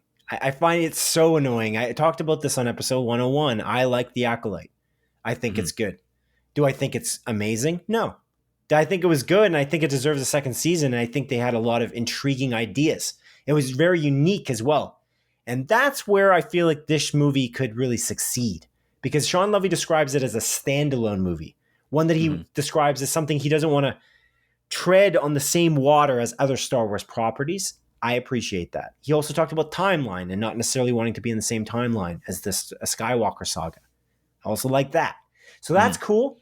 Other than that, it looks like it's the writer from the Adam Project. So that's not great in that regard because I don't think that movie's fine, but I don't really want just fine. I love The Last Jedi. As you described, you love The Last Jedi. I do too. The Last Jedi is still 91% on the tomato meter, and it deserves to be there because it's a great movie, and I will stand by that to the end of time. That is that is one of my favorite Star Wars movies. It's very good, and it takes big swings, and people who say, that's not how Luke Skywalker would act, they're not, honestly, they don't know who Luke Skywalker is. Maybe watch Empire Strikes Back. Maybe watch it because he's in it. He's not actually a saint. Luke Skywalker, even in Return of the Jedi, is a flawed guy. He's a human, and you can see that. And I don't know why that's so hard for people to accept. Not only that, dude, it's 30 years later. People don't have the exact same personality. Dude, I don't have the exact same personality from last year, probably. Sure. Like, you know, there you like, go. Depending on the situation, you can become old, you can become bitter, you can get annoyed about certain things. Like Right. I think that argument is like, oh, not my Luke, is so dumb. And that's the most common argument, though, when I talk to people about The Last Jedi. That's the thing they talk about the most. And I'm like, milk. what are you talking about? He's drinking the blue milk. I'm talking to people usually under the age of 30. And I'm like, you understand that you're not even you think you're the same as when you were 1? I'm kidding. That's a bad example because obviously when you're a child, you're very different. But you know what I'm saying, right? It's so silly. They don't bring up the blue milk. But that's the main thing they talk about. They say that Luke Skywalker is not the hero that they had as a child or whatever the nonsense. It's like, that's not even, he was a rash character even in the original trilogy. Mm-hmm. I don't get it. Anyway, the point is, The Last Jedi is great. I am not tired of Star Wars. I like Star Wars. I think Andor is incredible. It's one of my most anticipated things to watch this year. I am excited about it. The Mandalorian and Grogu movie, which is done, principal photography, and is supposed to come out May 22nd, 2026. I'm excited about that as well, because I think The Mandalorian is pretty good too. But The Mandalorian, season 3 wasn't actually, that's probably one of the weakest. Yeah, but there's nothing been, honestly, except for Rise of Skywalker, which is genuinely awful. I think it's one of the worst movies I've ever seen because it flies in the face of, there's no point in it. The whole idea is fan service for fan service's sake. To retcon things that you just did in the previous movie is so immature and just makes no sense that it made me lack a lot of respect for J.J. Abrams. Yeah. And so that's kind of it's really annoying. This Star Wars stuff is really annoying. It's interesting. Ubisoft, who makes video games, who makes Assassin's Creed and made Star Wars Outlaws, they made Star Wars Outlaws and it didn't sell well. It's got a female protagonist in it. That could be the reason why it didn't sell well. I don't know. It's a great game. I really like it. But to be honest, people are getting tired of Star Wars because the internet is bashing it over and over again. And that's why The Acolyte got canceled. If people actually watched The Acolyte and gave it a chance, not the crazy people who are really extreme, then it would not have gotten canceled. I believe that legitimately. But they didn't watch it because people are complaining on the internet. And it resounds, that vocal minority, it speaks volumes. People believe them. When they see the dislikes, they see the number of likes in the comment section in a YouTube video or on social media for a specific property that they potentially might watch, they don't watch it. When they see the popcorn meter and think, oh, I normally relate to the audience score on Rotten Tomatoes or Metacritic versus the critics score. I don't relate to critics. They're elitist or whatever it may be. I don't understand that, by the way, and I'll just say that for the record. Critics score makes way more sense to me every time. They're literally professional moviegoers. Now, are they always correct? No. And Rotten Tomatoes is a 1 or 0 response. It's either good or it's bad, and they take an average of 1 or 0. And that's the way Rotten Tomatoes works, and you have to take it with a grain of salt. Sure. But when you see a score that's really bad, and it's an audience score, it sways people's opinion, and they don't go and watch something. They didn't watch The Acolyte. It got canceled. It's very disappointing. I'm glad, because Star Wars is literally canceled. Like, how many movie projects in the last 7 years? It's crazy. It's not 7. Constant. It's 5 years. But it's a lot. They'll cancel things. They'll maybe bring them back to life. Cancel things. Right. Like it's a vicious cycle. And honestly, like, you're right. Like, I mean, one of the reasons why I just kind of gave up on Star Wars is I was sick of being a part of any of that conversation. Because honestly, a lot of the Star Wars I watch I enjoy it. Again, apart from Rise of Skywalker, and again, Obi-Wan I liked at first, and I thought and then as it went on, I'm like, okay, this is not really great, but I still like it just because I just love Ewan McGregor. I'll fucking watch him in anything, dude. So like I was into it, but I think that may have been the last piece of Star Wars content I watched. I'm like, you know what? I'm kind of good. I hate looking online. I hate hearing everyone shout about their stupid opinion about something that they probably never even watched. It became tiresome. And again, like, I mean, we talked about this last time as well. Like, it's Naughty Dog, the PlayStation studio, any of their stuff, like that intergalactic game, Last of Us Part 2. Like, Last of Us Part 2 is one of my favorite video games ever. Period. Full stop. I think it's a masterpiece, but I fucking hate talking about it to anyone because everyone is so vitriolic about it and psychotic about it.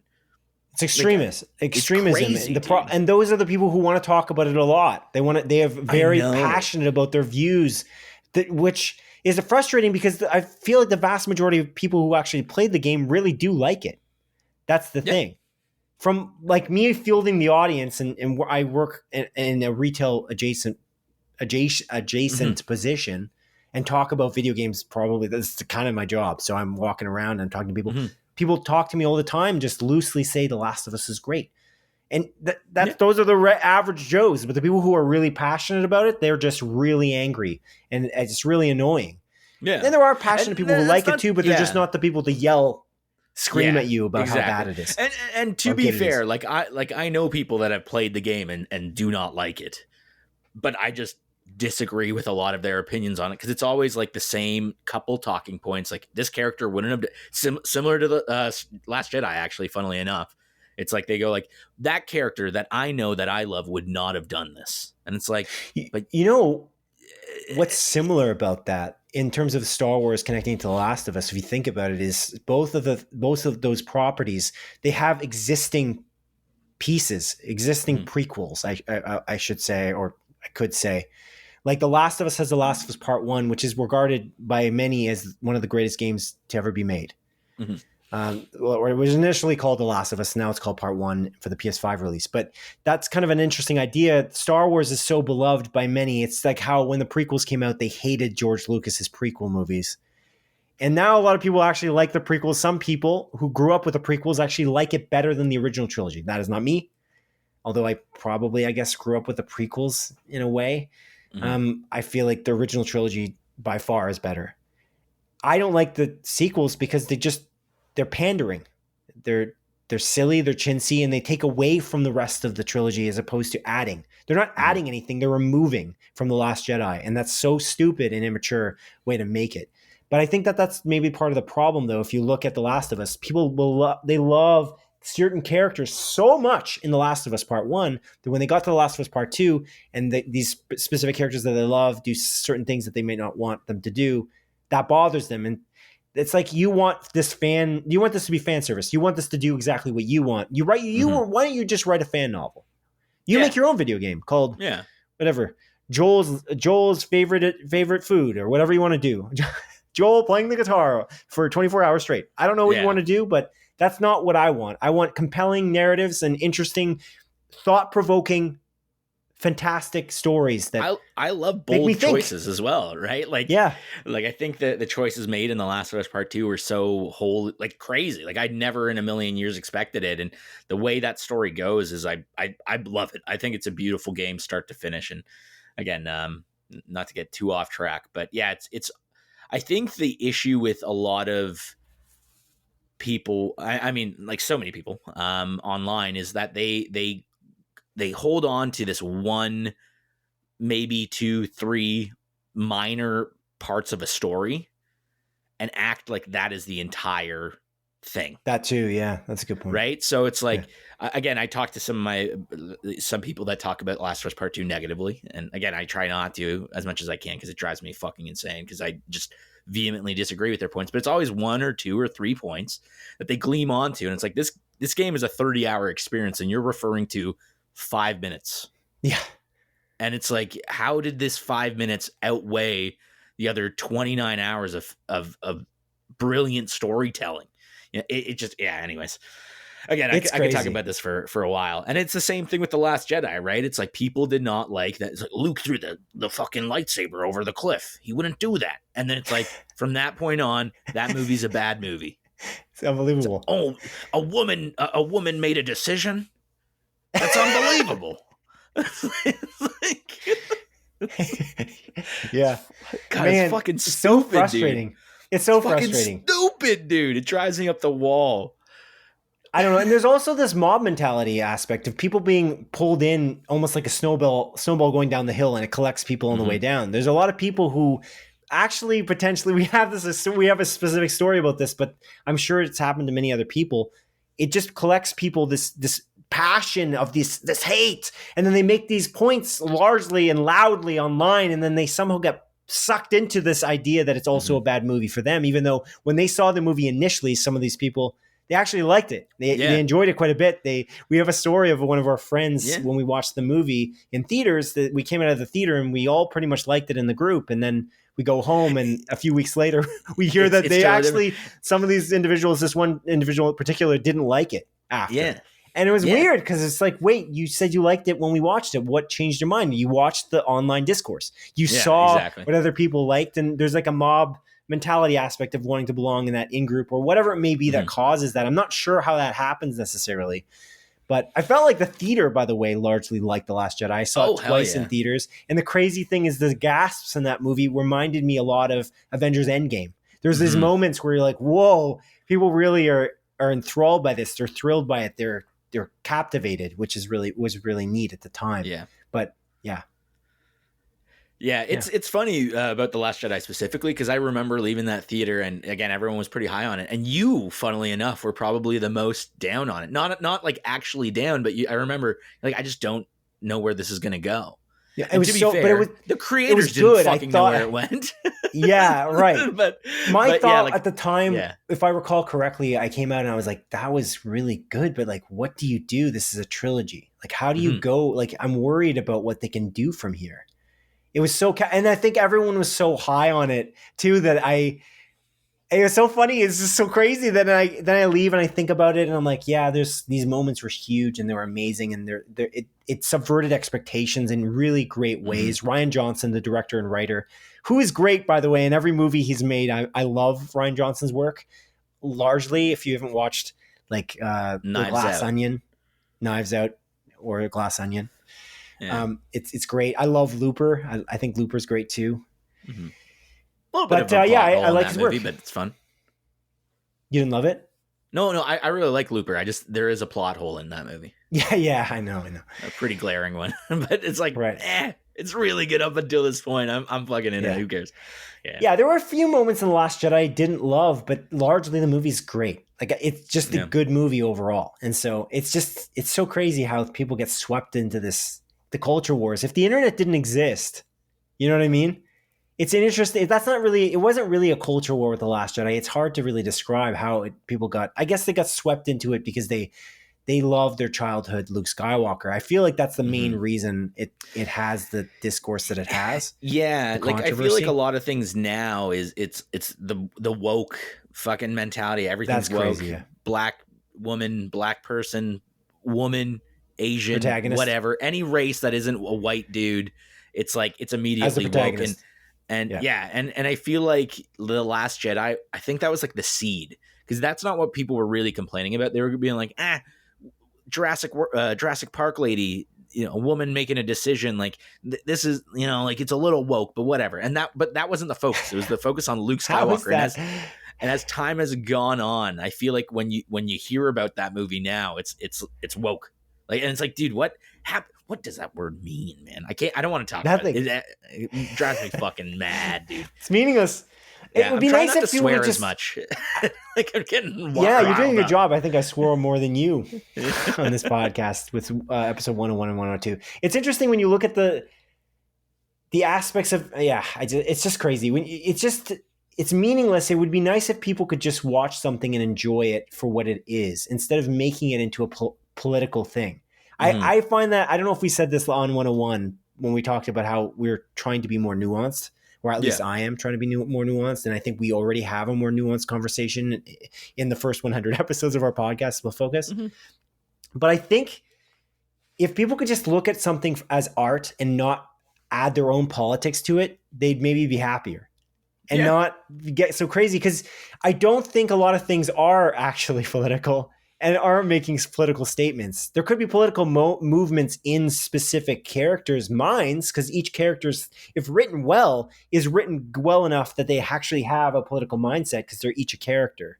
But you don't have to look at it like as a whole, as let's like put it in a box. That's kind of shitty. And if you can't put it in that box like legitimately, and you're not stretching it to fit in that box of being left wing or right wing or blue or red or whatever team you want to support, I feel like most things would kind of fit in a kind of a spectrum, as opposed to it being, or like a tapestry, as opposed to it being in one box that you fit it in, because that's just your mindset going into it. It's kind of like what our perception of something going into it, like 20 years ago versus today, or like if something really devastating happened in my life, and I go and watch Deadpool and Wolverine, I might see it differently than if something really happy and exciting and really a big life change happened in my life and I watched Deadpool and Wolverine. You know what I mean? Yeah. Those types of things, people are influenced by their surroundings and their environment, but they're also they're using their political agenda in their own mind to claim that the thing they're watching has a political agenda, which is the thing we hear over and over again about The Last of Us Part 2. And I am so excited and interested just for the science of it, of seeing what season 2 of HBO's The Last of Us will look like, because season 1 was the entirety of the first game. So season 2 will have to dive into some of the events, at least some of them, of part 2. So what will that look like for people who are not gamers? And is the gamer culture perhaps a little bit toxic? And that's maybe part of the issue, although Star Wars is obviously not just games. It's very much movies and TV shows. And that's a very toxic fan base in at least a small subset that kind of influences the rest of it, because those are the vocal people talking. But anyway, I am curious about this Shawn Levy thing, to get back to reality and talk about what the story is actually about. Oh, yeah. I am interested in Star Wars. I think that they need to always tell a good story. And I hear a lot from various podcasts that we both listen to and various family members and people who I talk to, and they say, I don't want any more Marvel Cinematic Universe. I don't want any more Star Wars. It's too much. I don't want that, blah, blah, blah. To me, I look at Star Wars as potentially its own genre. It's a universe, sure. And if you could tell a complete and awesome story like Andor in that genre, then I'm into it. This is an amazing thing. I think The Mandalorian season 1 and 2 are fantastic. I think they're awesome, especially season 1. It blew me away. I love the practical effects and everything they did with that. Awesome. Great. And if you can keep telling unique stories in that world, it doesn't matter what time period. People always talk about small universe syndrome. I don't care about that. Put it in a spot, make a good story that's compelling, and I'll be interested in it. Just same with the MCU. If you make a bad movie and it's in the MCU, for instance, the Spider-Verse movies Sony's been making with the villains, horrible, because they're not telling good stories. They're just, they're banking on the blockbuster. I want to make a lot of money, so let's make Venom do this and Venom do that. No one cares. Write the story well and then make the movie. Don't write the story after. Don't rewrite it 15 times. Write the story well and understand that it's good, or don't make it at all. There's no point in making it. That's my stance on Star Wars. Is Star Wars tired? No, because Star Wars, you can continue to find. They created an Amblin movie, a freaking Spielberg-like E.T. type movie, like the Goonies or whatever, the inside Star Wars with the movie, the TV series with Jude Law, and now I'm forgetting it, Skeleton Crew. Yeah. And it's rated really high. Good. Yeah, I want to watch It's rated that. really high, and it's regarded really well. Why? Looks fun. Because John Watts, the director of Star Wars, the director of the new Spider-Man trilogy, or actually he's not doing the next one. Oh, no, it was the Spider-Man trilogy. Yeah, right. The fourth one he's not doing. But John Watts, the director of Spider-Man Homecoming, Spider-Man Far From Home, Spider-Man No Way Home, he made Skeleton Crew. And John Watts, honestly, anything that guy does, I'm pretty much gonna watch. Although people didn't like the movie Wolves with George Clooney and Brad Pitt. I actually like it. I think it was pretty good. It's not excellent. TV. It is on Apple TV Plus, yes. Yeah. It's good. It's not amazing, but I thought the Brad Pitt, George Clooney chemistry's there, and it was entertaining. I enjoyed it. It had good production values. Maybe it wasn't as good as Homecoming, and Skeleton Crew is a hit. So, by the way, the directors in Skeleton Crew are fantastic as well. I don't know if you looked at that, but no, they got the guy from Minari, the director of Minari's directing episodes on that. Oh, damn! Isn't that cool? That is really cool. I love that movie. It's a great movie. I'm gonna look up the directors real quick, just as a thought. But do you have anything else to say for Skeleton Crew? I'm saying, but do you have anything else to say about this? In Snyder, by the way, is the. Wait, was it in Snyder the whole time? I don't know. In Snyder believes that the filming might begin for this Shawn Levy directed Star Wars movie in September of 2025. So that's pretty soon, because they haven't been able to get any movies off the ground for years, because they're floundering, because they're scared. They're scared. And that's definitely true. They're just scared because of what happened with The Last Jedi, and because the Solo movie didn't sell well because of The Last Jedi. The Han Solo movie called Solo, a Star Wars story? Exactly. Yeah. This is crazy, man. If this doesn't want to make, if this isn't going to make you watch Skeleton Crew, I don't know what will. Okay, this is the directors. I wish I had their works here, because I don't have actually everything here. Jake Schreier from Beef. I don't know if you watched Beef. Great yes, show. I did. Fantastic. Bryce Dallas Howard I know Bryce. in Jurassic World, but also directed many episodes of The Mandalorian. Lee Isaac Chung, who directed Minari. John Watts obviously directs this as well. David Lowery. Do you remember David Lowery? From the most recent, The Green Knight director. Oh, yeah. Remember The Green Knight? That's a pretty big one. Green Knight. And I saved this one for last because I love these guys, the Daniels. Daniel Kwan and Daniel Shaner. Yeah, from Everything Everywhere All at Once. The directors of that. So it's like a stacked team of directors. I think Jake Schreier did a great job with Beef too. We didn't talk about Beef on this podcast because it hadn't been out yet. But yeah, no, it's a great stacked cast of directors. So I am going to watch Skeleton Crew, and now it's done. It's completely aired on Disney Plus. So okay, cool. Maybe I'll watch I'm in. But okay, we've talked for a while. Wow, look at this. Look at us go. We're gonna keep beating our time record here. But it's time to talk about what we've watched, Adrian. Yeah. We could go right into the thing we watched together, or let's just do the things we watched apart, like we did on episode 101, and we'll go from there. I'll send it to you. What have you watched this last bye week? And how was it? So I watched a few things, but the most notable thing, well, not really the most notable thing, but one of the movies that I watched was the movie Challengers by Luca Guadagnino. Guadagnino. He didn't get. You know what's crazy about that is that movie was literally could have been nominated easily for Best Picture, I think, and it was in the running at least. I think Golden Globes it got nominated. I think it got nominated at various other award shows, but not the Oscars, largely, which is interesting. Yeah, it is really interesting because it's a really great movie, man. Sure. So like Zendaya's in it. She plays the main character named Tashi. Starring Mike Feist, who plays a character named Art, and then Josh O'Connor, who plays the character Patrick. And I haven't seen Mike Feist or Josh O'Connor in anything off the top of my head, at the very least. Maybe I have. But they were both stellar in this movie. And this movie's kind of backdrop is a tennis tournament. And the movie takes place over the course of 13 years.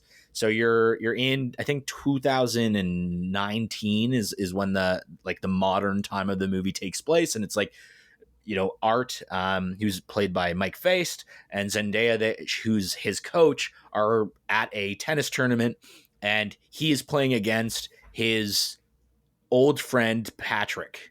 And they've kind of lost touch, and they haven't been friends for many years. And then it does kind of these it shows you what happened. It does, it flashbacks from like 13 years prior, and then 11 years prior, 9 years prior, to kind of fill in the gaps of what happened to these guys' relationship. And then you kind of, it unfolds. So you follow them at the age of 18, and then see them at the age of 31. And it kind of sets it up where, they're all three of them are up and coming, like tennis stars. Tashi specifically, Zendaya's character is like arguably one of the greatest, young women in the tennis, world. And she's kind of moving up, and, Art and Patrick see her at one of these tournaments. They know of her, and they, both have a crush on her. And it starts kind of this like fun little love triangle between the three of them. And the chemistry between all three of these characters is stellar. I think Zendaya is phenomenal in this movie, along with her two co-stars. And it's crazy how these three actors, when you're looking at them in different different years of their life, just based on, I guess, their makeup and their outfits, how they look the age of 18 and how they look the age of 31. And it's all kind of compiled in this one movie that is, again, so brilliantly told. And there's like a carrot at the end of the stick. So you're watching it and you're like, how did they get to this point that the movie starts on? And, every time there's a flashback going on, it shows you like, oh, here's a little breadcrumb of the beginning of their relationship. Here's why they kind of started fight, not being as close. Oh, why are these two characters together? And the breakdown behind it all is just so well done. And I cannot stress this enough. The score, the soundtrack of this movie by your two favorite guys, Trent Reznor and Atticus Ross, is beyond phenomenal. It is one of the great like score soundtracks of a movie I've seen in gosh knows how long. It's so well, it's so unique for lack of a better term, but very well balanced. And like, you wouldn't expect a lot of these songs to be kind of cut in. And I feel like if it was a different, different composers and a different director making this exact same movie, it just simply wouldn't be as good, because that soundtrack is so beneficial to how the movie itself unfolds. I really, really liked this film. And you've watched this, right? You watched it? Challengers? No, I haven't seen it yet. Oh, no. I highly recommend it to honestly anyone if you're just looking for like a really good time. It's funny. The relationship, how it's unfolded between these three characters is really well done. I was into it the entire time. I wanted to know more. And the 2 hours and however long this movie was just kind of flew by. Nice. I watched it with my fiance. She really liked it as well. Thought it was really great. The ending is left a little ambiguous, like where it goes. And it's almost like, oh man, I kind of wish I could see where the story goes after this point with these characters. But again, I think it's a beautifully done movie, beautifully shot, beautifully written, beautifully acted. One of the great movie.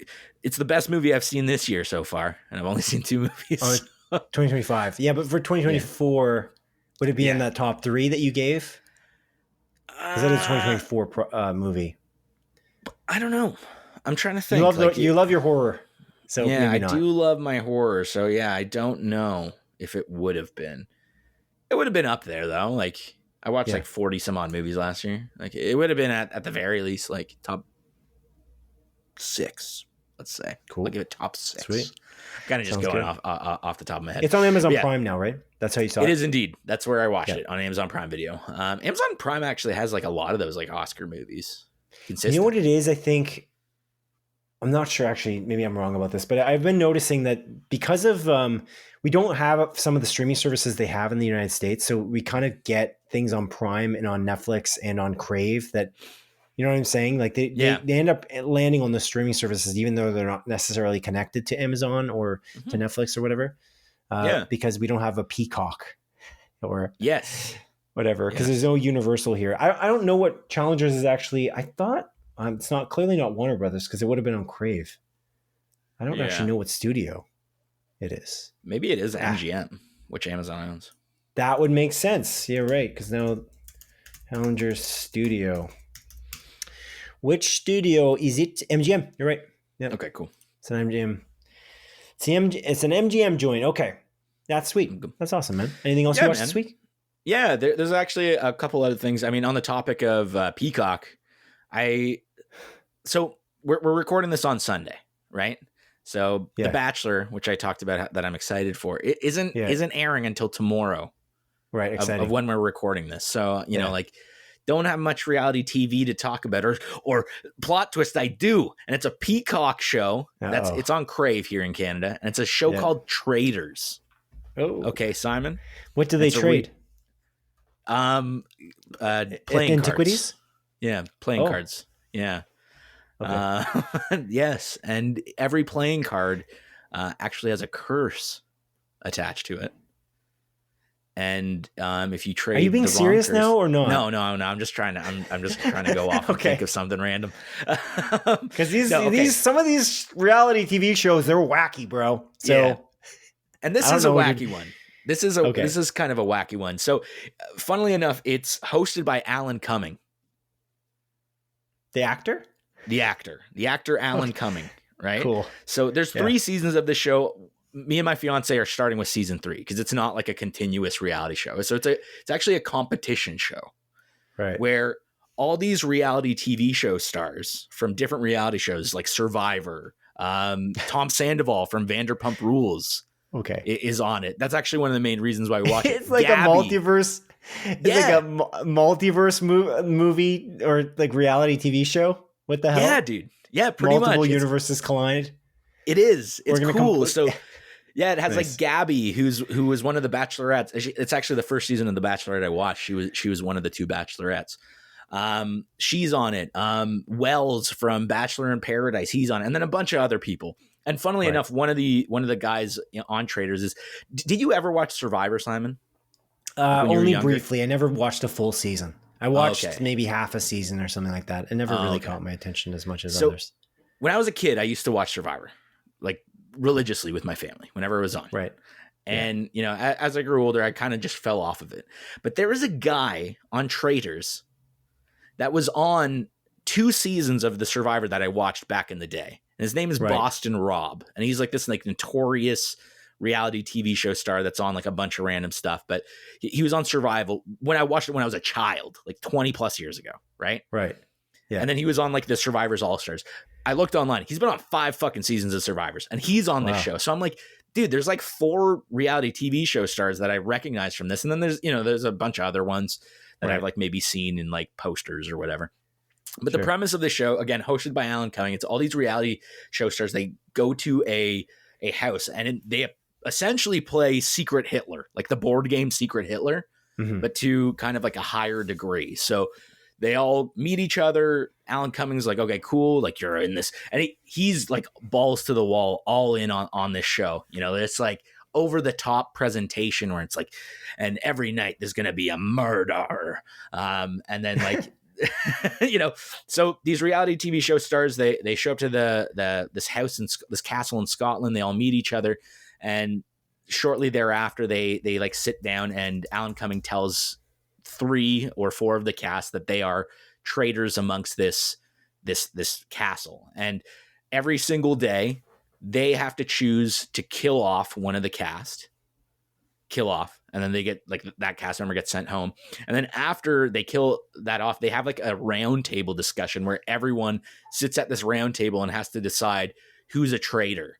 So there's like people like talking shit behind each other's backs constantly. And then it's almost like this courtroom setting where they're like, no, you know, Tom Sandoval was acting weird and sweating a lot. So I think he's a traitor. Or like, you know, Bob the drag queen from RuPaul's Drag Race. Like he's been, you know, up in everyone's face. So he's the traitor. So it's like these people kind of talking with one another and backstabbing each other. But sprinkled throughout the show, it's like a survival type challenge that they have. Like, you know, it's like, cool, if you win the challenge, you can get like immunity, so you won't get murdered, but that doesn't mean that you might not get, you know, voted out as like a traitor. And that's kind of the rinse and repeat of every episode, but it's really fun. It's like really fun and engaging. And it's cool because again, we know some of the cast because again, my fiance and I watched, you know, The Bachelor, Bachelorette. We watch Bachelor in Paradise. We watch Vanderpump Rules, which again, dude, season 10 and 11 of Vanderpump Rules, God, best seasons of TV.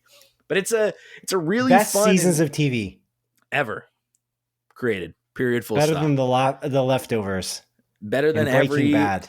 Better than all those shows, man. Better than all those shows. And Fargo. Yep.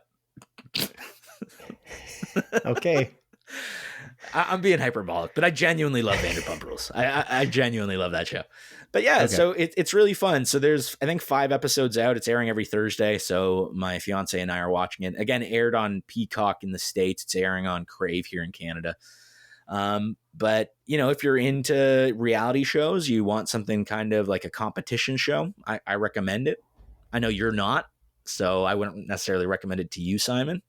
But yeah, it's a fun watch. Good to know. Yeah. Sweet. Anything else you've been watching? Is that all? Apart from our joint topic, I have watched, I'll keep this one brief. Severance, season 2, episode 1 and 2. Boy, dude. Oh my God. This show is just back with a bang. You're just going right into it. It's phenomenal. I cannot recommend Severance enough. And season 2 is just, they're just going right into it, man. I am so excited about what is to come. It's like mystery box unfolding again. And it's the thing that Severance does incredibly well compared to a show like Lost, which I also love, is they're both very much like mystery box shows. It sets up a mystery or multiple mysteries. And ideally, you know, you want that mystery to be revealed. But whereas Lost, I feel like fell into the trap of adding mystery upon mystery upon mystery upon mystery with like not answering too many of them along the way. Severance does it in a way where it gives you a lot of mysteries and it's adding mysteries, but you're figuring out the previous mysteries quite consistently. So you're never left like wondering like, oh man, like where is this going to go? I mean, you are left. What's going to happen with the polar bears? Yeah. You know, like things like that, you know, like, and it's, I think what they have done with Severance, and Ben Stiller directed the first episode, which is, oh my God, of season 2. It's so good, man. Did you get a chance? I know, again, you were on vacation. Did you get a chance to watch these first 2 episodes? I didn't. So I watched, I just came off of watching, I guess, an hour and 45 minutes ago. Because we've been recording this for that long. But I just came off of watching episode 1 of season 2. It's very good. Very good, very good. But we actually watched on the plane there and back all of the episodes of season 1 again to catch up, to understand the mysteries, and to get a better grasp of the show to start. And man, Severance is like one of the best shows on TV, like bar none. It may be one of my favorite shows ever when it all kind of rearranges itself, when it all releases. Because the thing is like, we don't know how it's going to end. You're right, though. They do kind of answer questions. They do kind of jump into answering questions while asking them. They make you think about what's going to happen. They give you these huge grand mysteries, and then they answer questions as they go. And they do a great job doing that, which I really appreciate. I would agree. And they also kind of drip feed. They obviously follow Adam Scott's character. He's the lead pretty much. And that's awesome. Mark Scout. But they also follow, just briefly, certain characters who are in the know in the series quite a bit, in like small ways, to kind of give you little snippets of what they might be thinking, how they act when people aren't watching, things like that. I think that's really cool too, because they drip feed that type of content throughout the seasons. And I really appreciate the way they've done that. And I don't know, it's really, really great. It's fantastic in every capacity. This was one of the shows with Andor that I had recommended to you wholeheartedly before I gave you that one rule, that rule I said last week, which is 2 weeks ago, where I can't give you more than one thing recommended to you to watch TV or movies. And now you just have Andor because you watched Severance.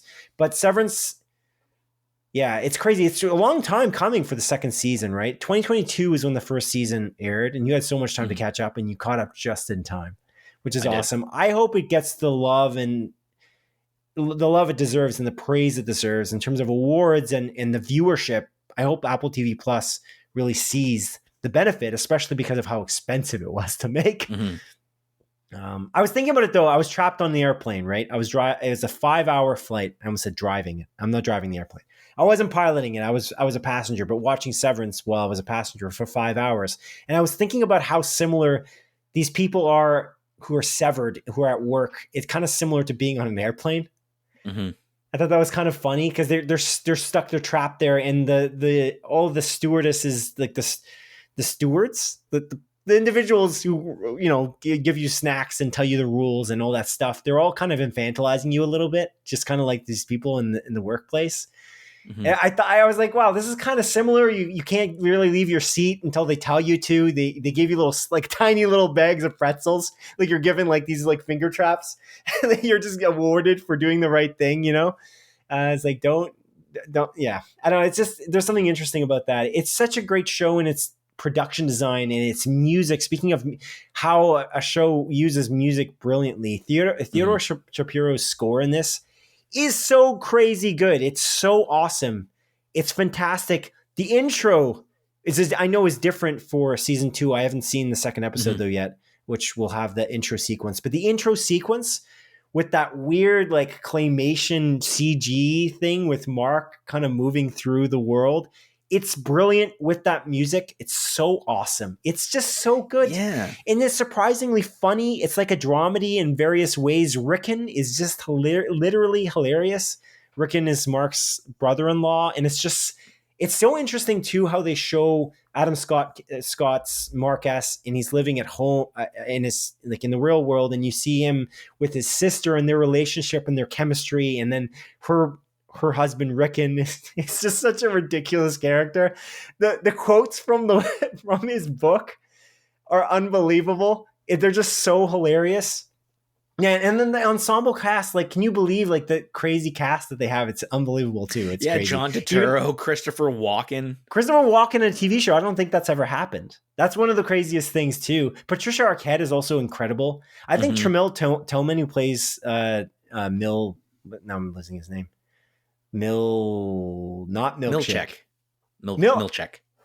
Milchek. That's right. Mr. Milchek. So good. Britt Lauer is really good too.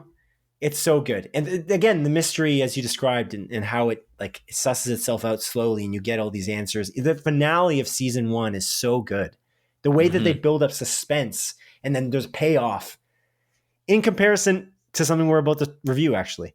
Yeah. I think it does it so. The building of suspense in this is so, there's so much tension. That finale for season 1, one of the greatest episodes of TV in a long time. Ever, dude. Those last 3 episodes of season 1 is arguably the 3 greatest episodes of TV, just back to back to back. The pacing is really good. It's exciting. It's exciting all the time. And it's a workplace drama in a weird way, but not. And it's very good. Episode 1 of season 2, also very good. Really liked it. Really enjoyed it. I love what they did with it. It's funny. They started the episode and I instantly thought of where they were going with it, which is so funny. It just coincidentally, I was like, I didn't somehow think like, what are they going to do from here? Because of how season 1 ends. And then I thought, you know what they're going to do? And I said it out loud to my girlfriend, Dawn, my fiance, and she's like, oh yeah, maybe. And then they did that. And I'm like, that makes sense. And then after that, I'm like, I don't know where this is going. I'm like, this could go anywhere. And it's so interesting. It's such man. But we didn't really explain this. I don't think we even explained it on the first. I really want people to watch it, so I'm going to explain it briefly. Severance is basically about people who have their brain severed, essentially, between work and life. They enter one area, they enter the workplace, and they are in a work mode of mind. And they cannot remember anything about their life, essentially. They remember basic knowledge, skills, perhaps, like useful skills, like how to read and write and speak, and basic knowledge about how humans function, things like that. Yeah, I feel like your brother coined this term, or Hollywood amnesia, kind of. It gives them like Hollywood amnesia, where they remember the basics, like the fundamental basics of life and everything, but they don't remember anything else. Right, in the way that they're broken up, and then when they go back home, they don't remember anything about work, and it's completely compartmentalized in the most literally compartmentalized way you can be, because you cannot remember anything about either one when you're in that other space. But the workplace is crazy.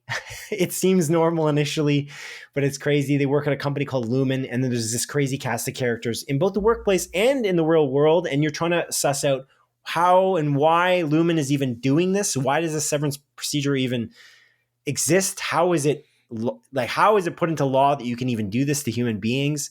It seems like it works pretty well in the beginning of the show. Like, wow, they don't seem to be having any mental problems.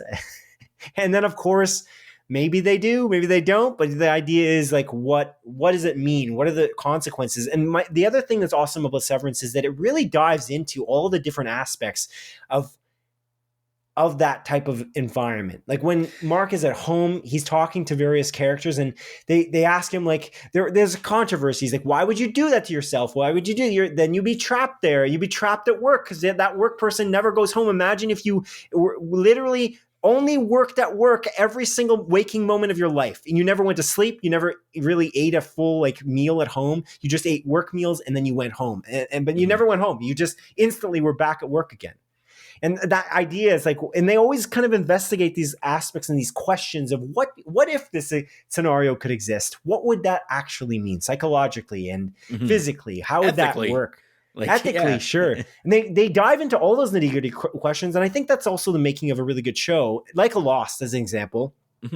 Lost, especially like in season 4 where they did some like, Lost dabbled in time travel as an example, but imagine how complicated that was. And it all made sense throughout the entire show. And it's like, how do they manage to do that? There must be some crazy guy in a boardroom, like Charlie Day, moving the red string across, which is amazing. And so, yeah, that's Severance. And I really love it. I cannot recommend it enough. If you like a drama at all, Dan Erickson, by the way, we mentioned Ben Stiller many times, but Dan Erickson, this is really his most substantial property that he's made. I don't think he's done much, but he's the showrunner of the show.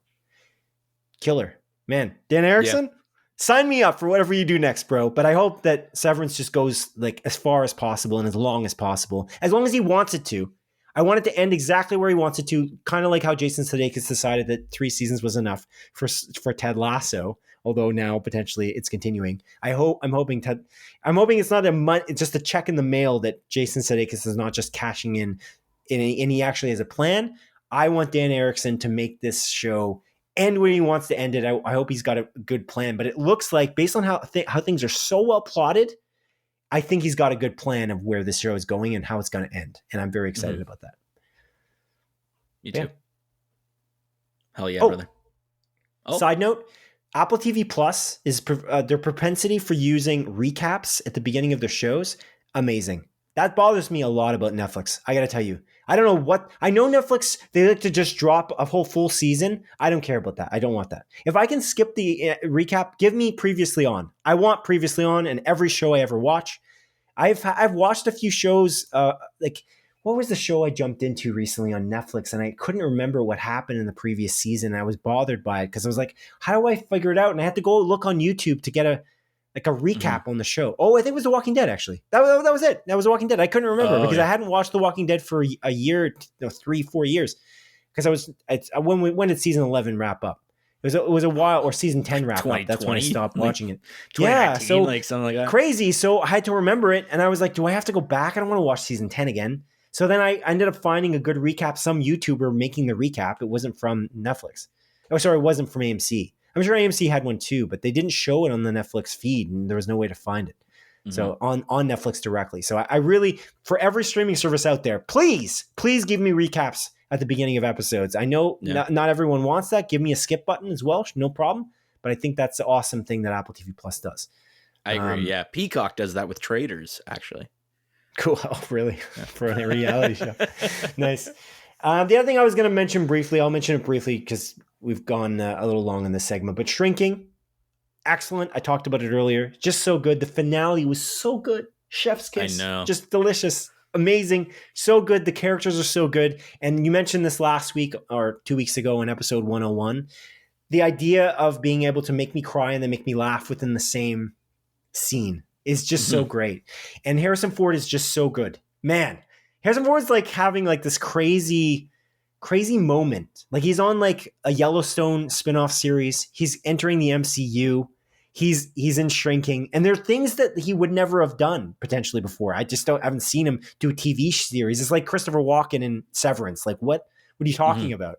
And he's so good in this comedy role in Shrinking. It's crazy how good he is. It's so good. And like how he plays off Jason Segel, so good as well. Just the guy's awesome. Man, Shrinking, can't recommend it enough as well. It's just fantastic. Apple TV Plus, killing it. And the last thing I watched, but I've been watching for a few months, and I'm not going to be able to watch it after Netflix is canceled. I've actually been watching Is It Cake? Oh, really? Anyway, yeah. So you are watching reality TV. You're looking at me with disdain when I'm bringing up these reality TV shows, and you're watching a show. You watch so many of them, dude. I'm watching like one. Okay, and this is a competition show. It's not quite the same as freaking many. The Bachelor. Come on. The Bachelor is technically a competition show. The Bachelor, The Bachelorette, the Island Paradise or whatever the shit. Bachelor Island Love Island. I haven't watched Love Island yet. However, Ariana from Vanderpump Rules was the host of the most recent season of Love Island. Makes me want to watch it. Yeah, great. Awesome. Anyway, Is It Cake? The reason why we watch Is It Cake is that sometimes we want to watch something quick, and so we watch like half an episode while we literally eat cake. Our local grocery store has like they seem to like put too much cake out, and then it's gonna go bad, so they put 50% stickers on it. And we don't have any taxes. There's like a tax break in Canada right now until mid-February, and so there's no taxes on baked goods. Cake. And so there's no taxes on the baked goods, and it's 50% off. What a steal. And so we've been buying cake, like half a cake at like the 50% off prices. The tuxedo cakes? Some of them are good. They're like the La Rocca, like the high quality ones. They're really nice. They're really good cakes. I wouldn't just eat regular. I'm not like just eating a cake guy. I like having really good dessert or just none at all, because what's the point at that point? Costco cakes? Do you like Costco cakes? They're okay. The tuxedo cake's pretty good. Yeah, that tuxedo cake fucking slaps, dude. But it's never on sale. It's expensive. And I'm talking about it being half the price of that. They'll go less than half the price of that tuxedo cake at these local grocery stores. So yeah, you ever use the app Too Good To Go? Yes. What a cool idea. What a good idea, because it like stops people. It stops these companies from wasting food and just throwing it away, because it forces people to still buy it. There was a cake. There's a company called La Cakery in Cambridge, and they're like a really high end bakery, and they would sell baked goods. We were doing that for a while, but I think a lot of people caught on because those boxes of like a variety of different delicious baked goods, they go so quick. So we haven't had a chance to do that. You gotta be on there. I actually used it the other day for it's actually a bakery near your house in Guelph, like not too far. It's on Gordon. And like they had like a baked goods box, and it was like $6, and I was like, let's do it, because we were hoping to get like some desserts, and we get there and they gave us it's like a Danish, which was a really good Danish. It was like a lemon Danish, and then a full loaf of bread, which on the shelf on its own is like $7. Really good bread, and like a bunch of buns and stuff. I'm like, this is like good $6 I just spent. It's a really good idea. Like it's just there's so much food waste in that industry in general, like in the grocery stores and restaurants, and so it really does save. Like you get a discount as the user of this app for buying these baked goods, and then you get to try them. It also promotes that company, as long as it's not literally expired. It promotes the bakery you're going to, because you can get these things at a discount, and then you're like, whoa, this tortilla was unbelievable, this cannoli, delicious. So you know to go back there potentially in the future, and then buy it for full price. It's a good idea. And it saves again on just not throwing it in the garbage. Yes. But yeah, that's it. That's everything I've watched, except for one other thing, which we're going to review together, Adrian. And that thing that we are going to review today is the movie directed by Leigh Whannell called Wolfman. Wolfman, Adrian. It's time for a review of Wolfman. So we both saw this in the theaters today. That's why we were at the theaters. And coming fresh. Right. Coming in fresh. And so we've got lots of thoughts. We left the theater with puzzled looks on our faces, I would argue. I guess high-level thoughts. What did you think of it? I think this movie, like it's filled with some really good ideas, like genuinely great ideas throughout it. I think there are some genuine highs in this movie. Right. I think it's fairly well shot. The sound design's really great. There's some like kind of unique twists that I didn't, fully expect, and other twists that seemed fairly obvious. And I think that the trailer actually shows this, kind of highlighting how, again, the Wolfman, it's about like, this family, they go to an abandoned cabin, and the husband, the father, gets infected, and he's turning into the Wolfman. And the way they highlight how that turning happens was very neat. Although I think some of the effects ended up being a little uneven, but like generally it's a really cool part of the film. But I think this movie falters quite a bit in its execution. It reminded me of Hotel Artemis. I don't know if you remember that movie that we watched, where it's a movie filled with great ideas. Yeah. With Dave Bautista, I think, is in it. Dave Bautista. That's what I was thinking of. Yeah, like a few other notable actors. A completely forgettable movie, though, because I did not remember that was called Hotel Artemis at all. Yeah. And I know that movie, Yeah, that's what I thought about when we left the theater, where I'm like, that's a movie that should have been really good based on its ideas, and same with this one, but I think the execution was very flawed, and it just kind of left me wanting more, and it bums me out because I really like The Invisible Man. I think this movie, again, it's marketed as a horror movie, not scary at all, really. There's some really cool like body horror elements, but as a whole, I just think it left a lot to be desired, unfortunately. What are your high level thoughts on this, man? It's interesting. So we watched the trailer just before we started recording this, because I don't remember why I said I should watch the trailer. Oh, because we didn't want to spoil this. We never spoil anything in this part of the review. We're just not going to spoil anything on Split Focus, a film and TV podcast episode number here. Like episode 102, we're not going to spoil anything. We're going to talk about things that were already announced in the trailer. Like Severance is an example we just talked about on episode 102. In that thing, we kind of talked about it in a very broad strokes, but we also talked about it in a way that the trailer shows, which is cool. So what we're doing here is the same thing. And so we checked the trailer out we checked out both trailers, the teaser and the main trailer for The Wolfman. And I discovered that trailer is great, especially the teaser trailer. Man, what a good, crazy trailer. What an amazing trailer. And it's weird because some of these shots are just not in the movie. They're just not in it at all. There's actually a moment where a character writes something on a pad of paper, and the thing that they wrote was completely different than in the trailer than what was in the movie, which is so strange because the trailer thing that was written was arguably more effective and a better thing to have written down in that scene. It's a strange thing. Even the shots in the trailer felt like they worked better together. The pacing of this movie, like, this is my high level thoughts. I'll just leave, I guess I'll leave you with, and I'll pass it back to you, pass the baton back to you. To me, this movie it's got a kind of boring plot line, and it's kind of a slow burn zombie movie origin story. And it's like when you're watching a zombie movie, there's stakes that are really high. Like there's an apocalypse impending. We're all going to die. There's a lot of zombies. They're fast and there's lots of them, blah, blah, blah, blah, blah. If you watch the trailer, I mean, it could have been something different, I suppose. But it is what the trailer shows you, in that it does what the trailer says. And that's all it really does. And it doesn't really do, I wish it would do more, but it doesn't. Yeah. It's not like the trailer gives away the whole is the movie. Latter half of the movie. Most of that trailer is the second half of the movie. Theoretically, the trailer does spoil the movie, which is always a bad sign. I thought there was just going to be more of it. But to me the problem is that the interesting thing about a zombie movie is not turning into a zombie for the movie. That's not why 28 Days Later is cool. I don't know if that makes sense. Yeah, it's not. That's kind of my issue with it. Is it just doesn't do enough without it. I don't know. I'm surprised. It's kind of shocking that it does so little.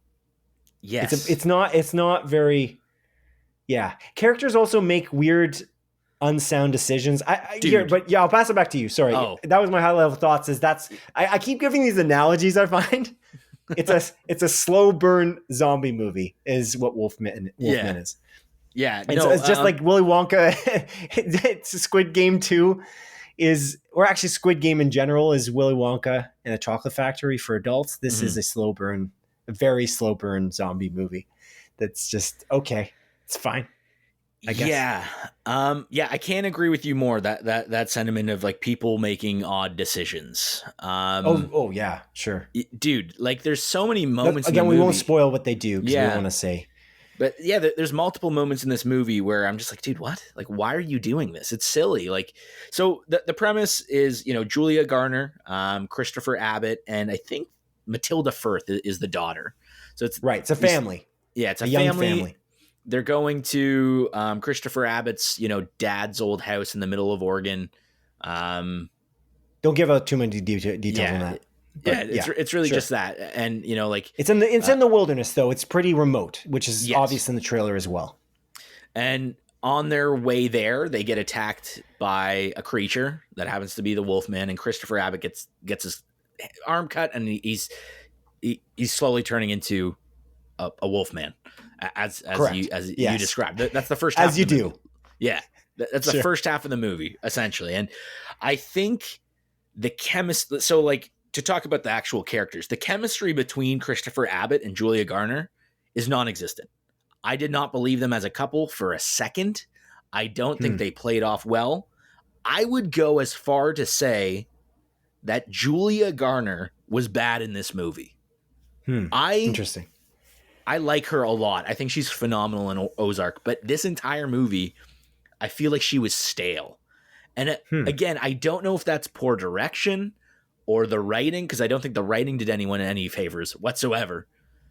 But the way she reacts to certain situations is so confusing. It's jarring in a lot of ways. And it's like, why are you reacting like this? It's almost like they were filming her. What the hell, dude? There's balloons showing up on your screen. What the fuck was that? I have no idea. What was that? You can see my hands. Yeah. I don't understand how that happened. What the hell?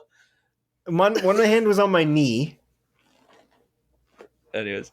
Why did that happen? Yeah, I have no idea. To give context to people listening, randomly, me and Simon record this through Zencastr on video, and just randomly balloons started going up on Simon's screen in the middle of my son. It was very jarring. I thought for a second, oh wait, is it my birthday? Yeah.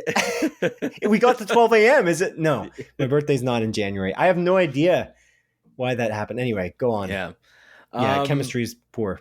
Yeah, but chemistry's poor. And again, I think, Julia Garner's just acting was incredibly stale. I feel like they were shooting scenes in some case, like shooting her scene and then what was happening like independently of one another. And it's like her reactions were just not related to what was occurring. She's talking to a CG Christopher Abbott. Maybe it was recut. Because if you look at the trailers, the trailers are missing. There's shots in the trailer that honestly were really great. That I feel like, at least maybe the way it was cut together in the trailer, it seemed more cohesive than it was in the movie. It's weird. It's strange. This is a weird movie. But I must say, I gotta be real with you. I don't know if it was the acting. I just think the writing's not that good. I really think 100%. And the directing is just fine. It's just, you know what's interesting? So you mentioned, I don't know. I want to go in depth now. I think we'll go into that maybe a little bit in a spoiler part of this. But I will say, like, if you look at how it was, how there was suspense or the buildup inside this movie, compared to like Severance as an example, like a buildup, suspense building, and Severance is not a horror at all. This is a horror movie. That's what it's billed as. So I found that it was actually quite thrilling, and there was the way that they did shots and various things. It did feel quite tense until a very early moment in the beginning of the movie, and it's interesting. It just stopped at that point because they kind of gave away something that they maybe shouldn't have in the way it was shot, and that's kind of where I found that it went away from being a horror and then being a weird thriller. That wasn't particularly, I was yawning in the movie and I was like, I'm feeling tired. I'm not feeling like I'm on the edge of my seat. I don't feel like something's going to happen like that's going to make me scared. But in the beginning of the movie, especially in the first few scenes, I was like, whoa, this is quite intense. And I actually love how the movie begins. I agree. But then, I think that's the best part of the movie. Right. And then how the movie begins and the way characters decide to do things based on how the movie begins also doesn't make any sense, because there's a history clearly shown in the beginning of the movie that a certain character should understand and remember before they do certain actions. It's really strange. I don't know. It's a weird one. It's a 53%, by the way, on Rotten Tomatoes. I didn't know that. It's really not well reviewed for critics, and audience didn't like it either. It's 57%. So rotten both ways, which is intriguing, but anyway. Yeah, I just, there's too much going on where arguably not enough going on where it just, like, I agree completely. Like, I think that first bit was very intense. It's very thrilling. And then the rest of the movie was just unbalanced.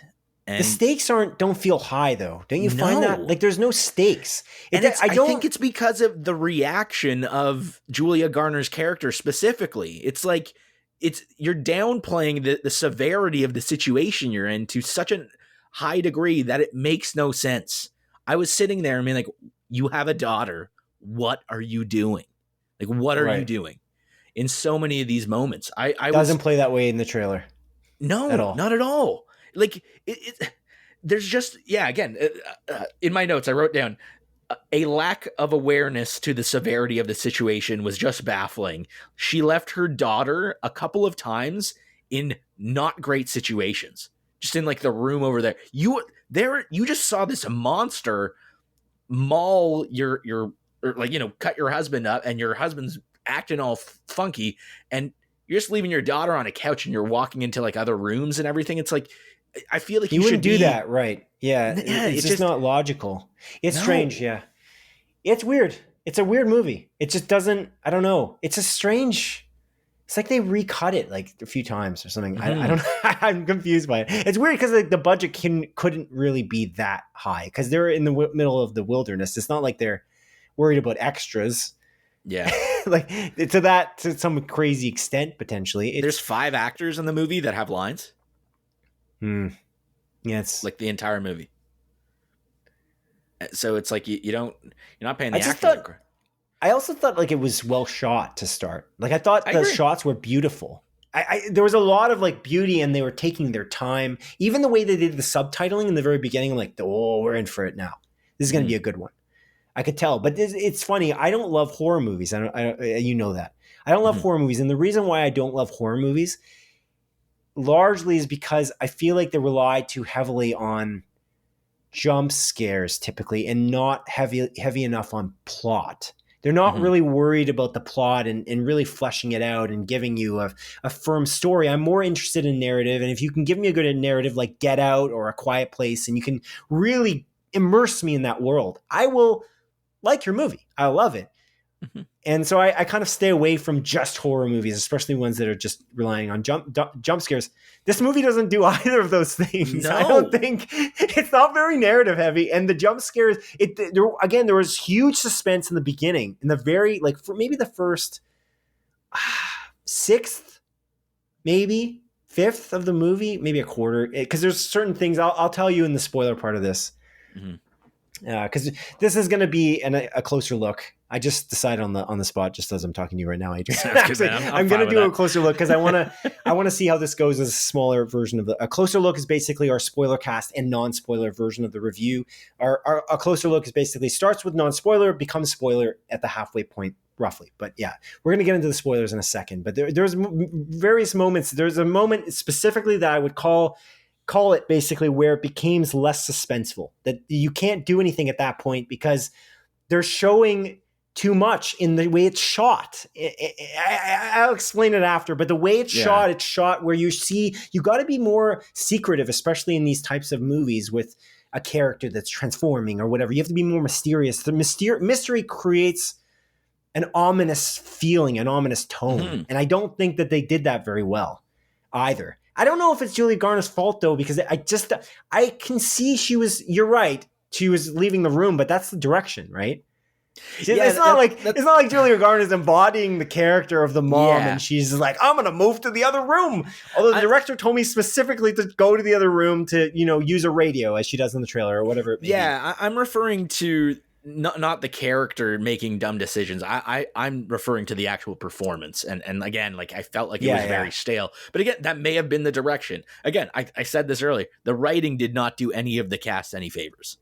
It's crazy. Like you remember loving director Leigh Whannell's Invisible Man. That was the movie that you came into the theater and you loved it. I was more lukewarm on it, but I definitely liked it. I don't dislike this movie. Like on my Letterboxd account, like the account where you list all the movies you've watched and you can potentially rate them.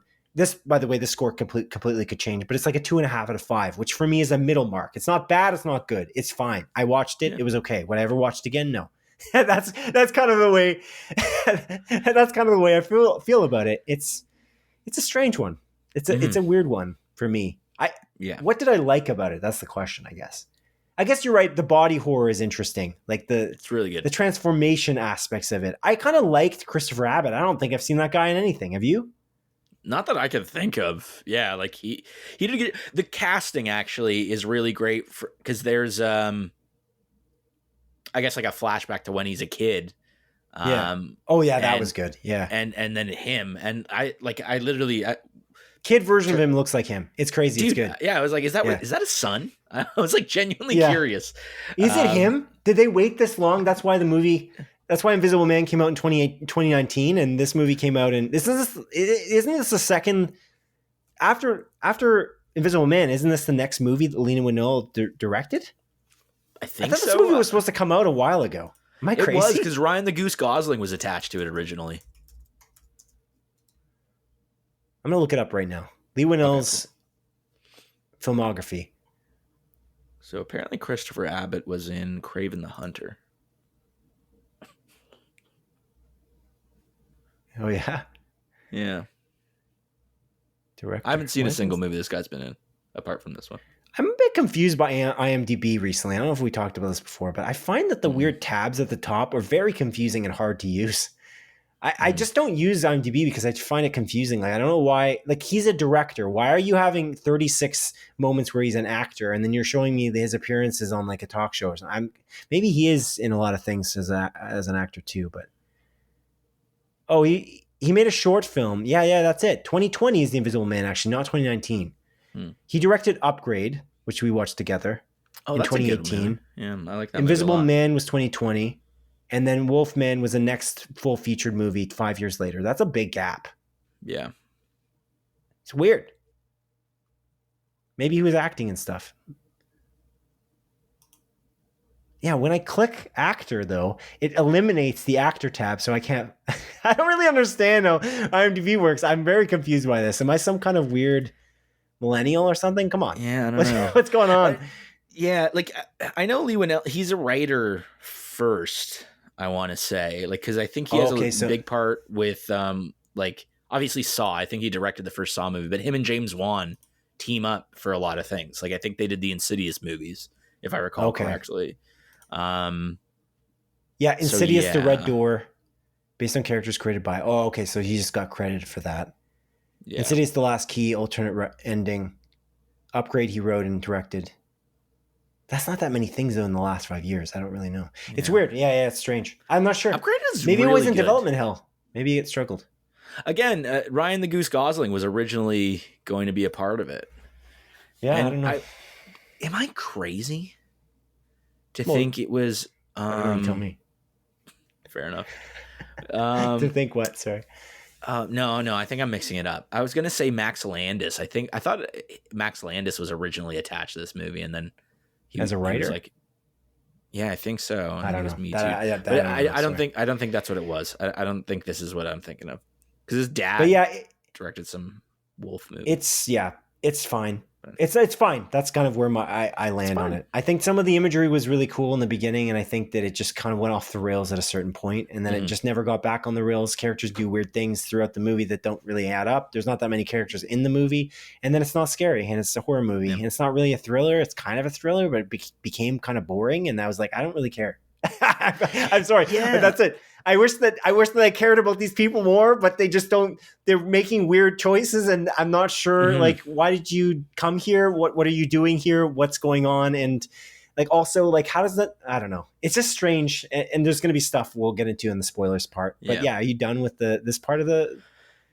Yeah, I mean, I guess I'll just leave it at the point of like, I love horror. I love like over the top campy horror. I love slashers. I like jump scares. I like all that stuff. And I just think this failed to hit the mark. And again, it's not a bad movie, but it's also not good. And it falls into that trap of just being average, which is not going to sell anything. No, like, it's just a whatever movie. I would rather this movie be really bad, so we could have more fun talking about it than it being what it was. You can make fun of it, and yeah. So right. But yeah. That's fair. All right then. Now on to the montage, a sequence of our show in which I briefly present 7 of the week's smaller news stories as Adrian delivers a brisk verdict. Number 1. According to publication Deadline, Community star Joel McHale has been cast as Sidney Prescott's, or in other words, actor Neve Campbell's character's husband in the upcoming Kevin Williamson-directed Scream sequel, Scream 7. Whoa, that's crazy. I really hope this is good. I mean, after all the shit Scream 7 has gone through, it's very unfortunate. Pretty bummed about it. Number 2, as announced by Netflix, Season 5 of their Penn Badgley starring thriller series, You, will begin streaming all 10 final episodes on April 24th, 2025. Fantastic. I'm very excited about this. I really like You. Number 3, as first reported by publication Puck, The blockbuster Barbie director Greta Gerwig has negotiated a deal with Netflix to ensure that her adaptation of the Chronicles of Narnia gets an IMAX theatrical release 2 weeks before its streaming release date. The film is currently planned for launch on November 26th, 2026. Whoa, wow. This is crazy. I heard this was going to be rock and roll Narnia or something like that, she said. What? You didn't hear about that? No. No. Number 4. According to publication The Hollywood Reporter, Barbarian director Zach Cregger will be the next contender to try his hand at adapting the video game series Resident Evil, as both writer and director of a new film. Apparently, there is an intense bidding war currently ongoing between 4 different movie studios for the distribution rights of Cregger's new movie, 2 of which are the big hitters Netflix and Warner Brothers. Oh, damn! Hopefully this is really good. I really liked Welcome to Raccoon City. Unfortunately, we're not getting anything else from that.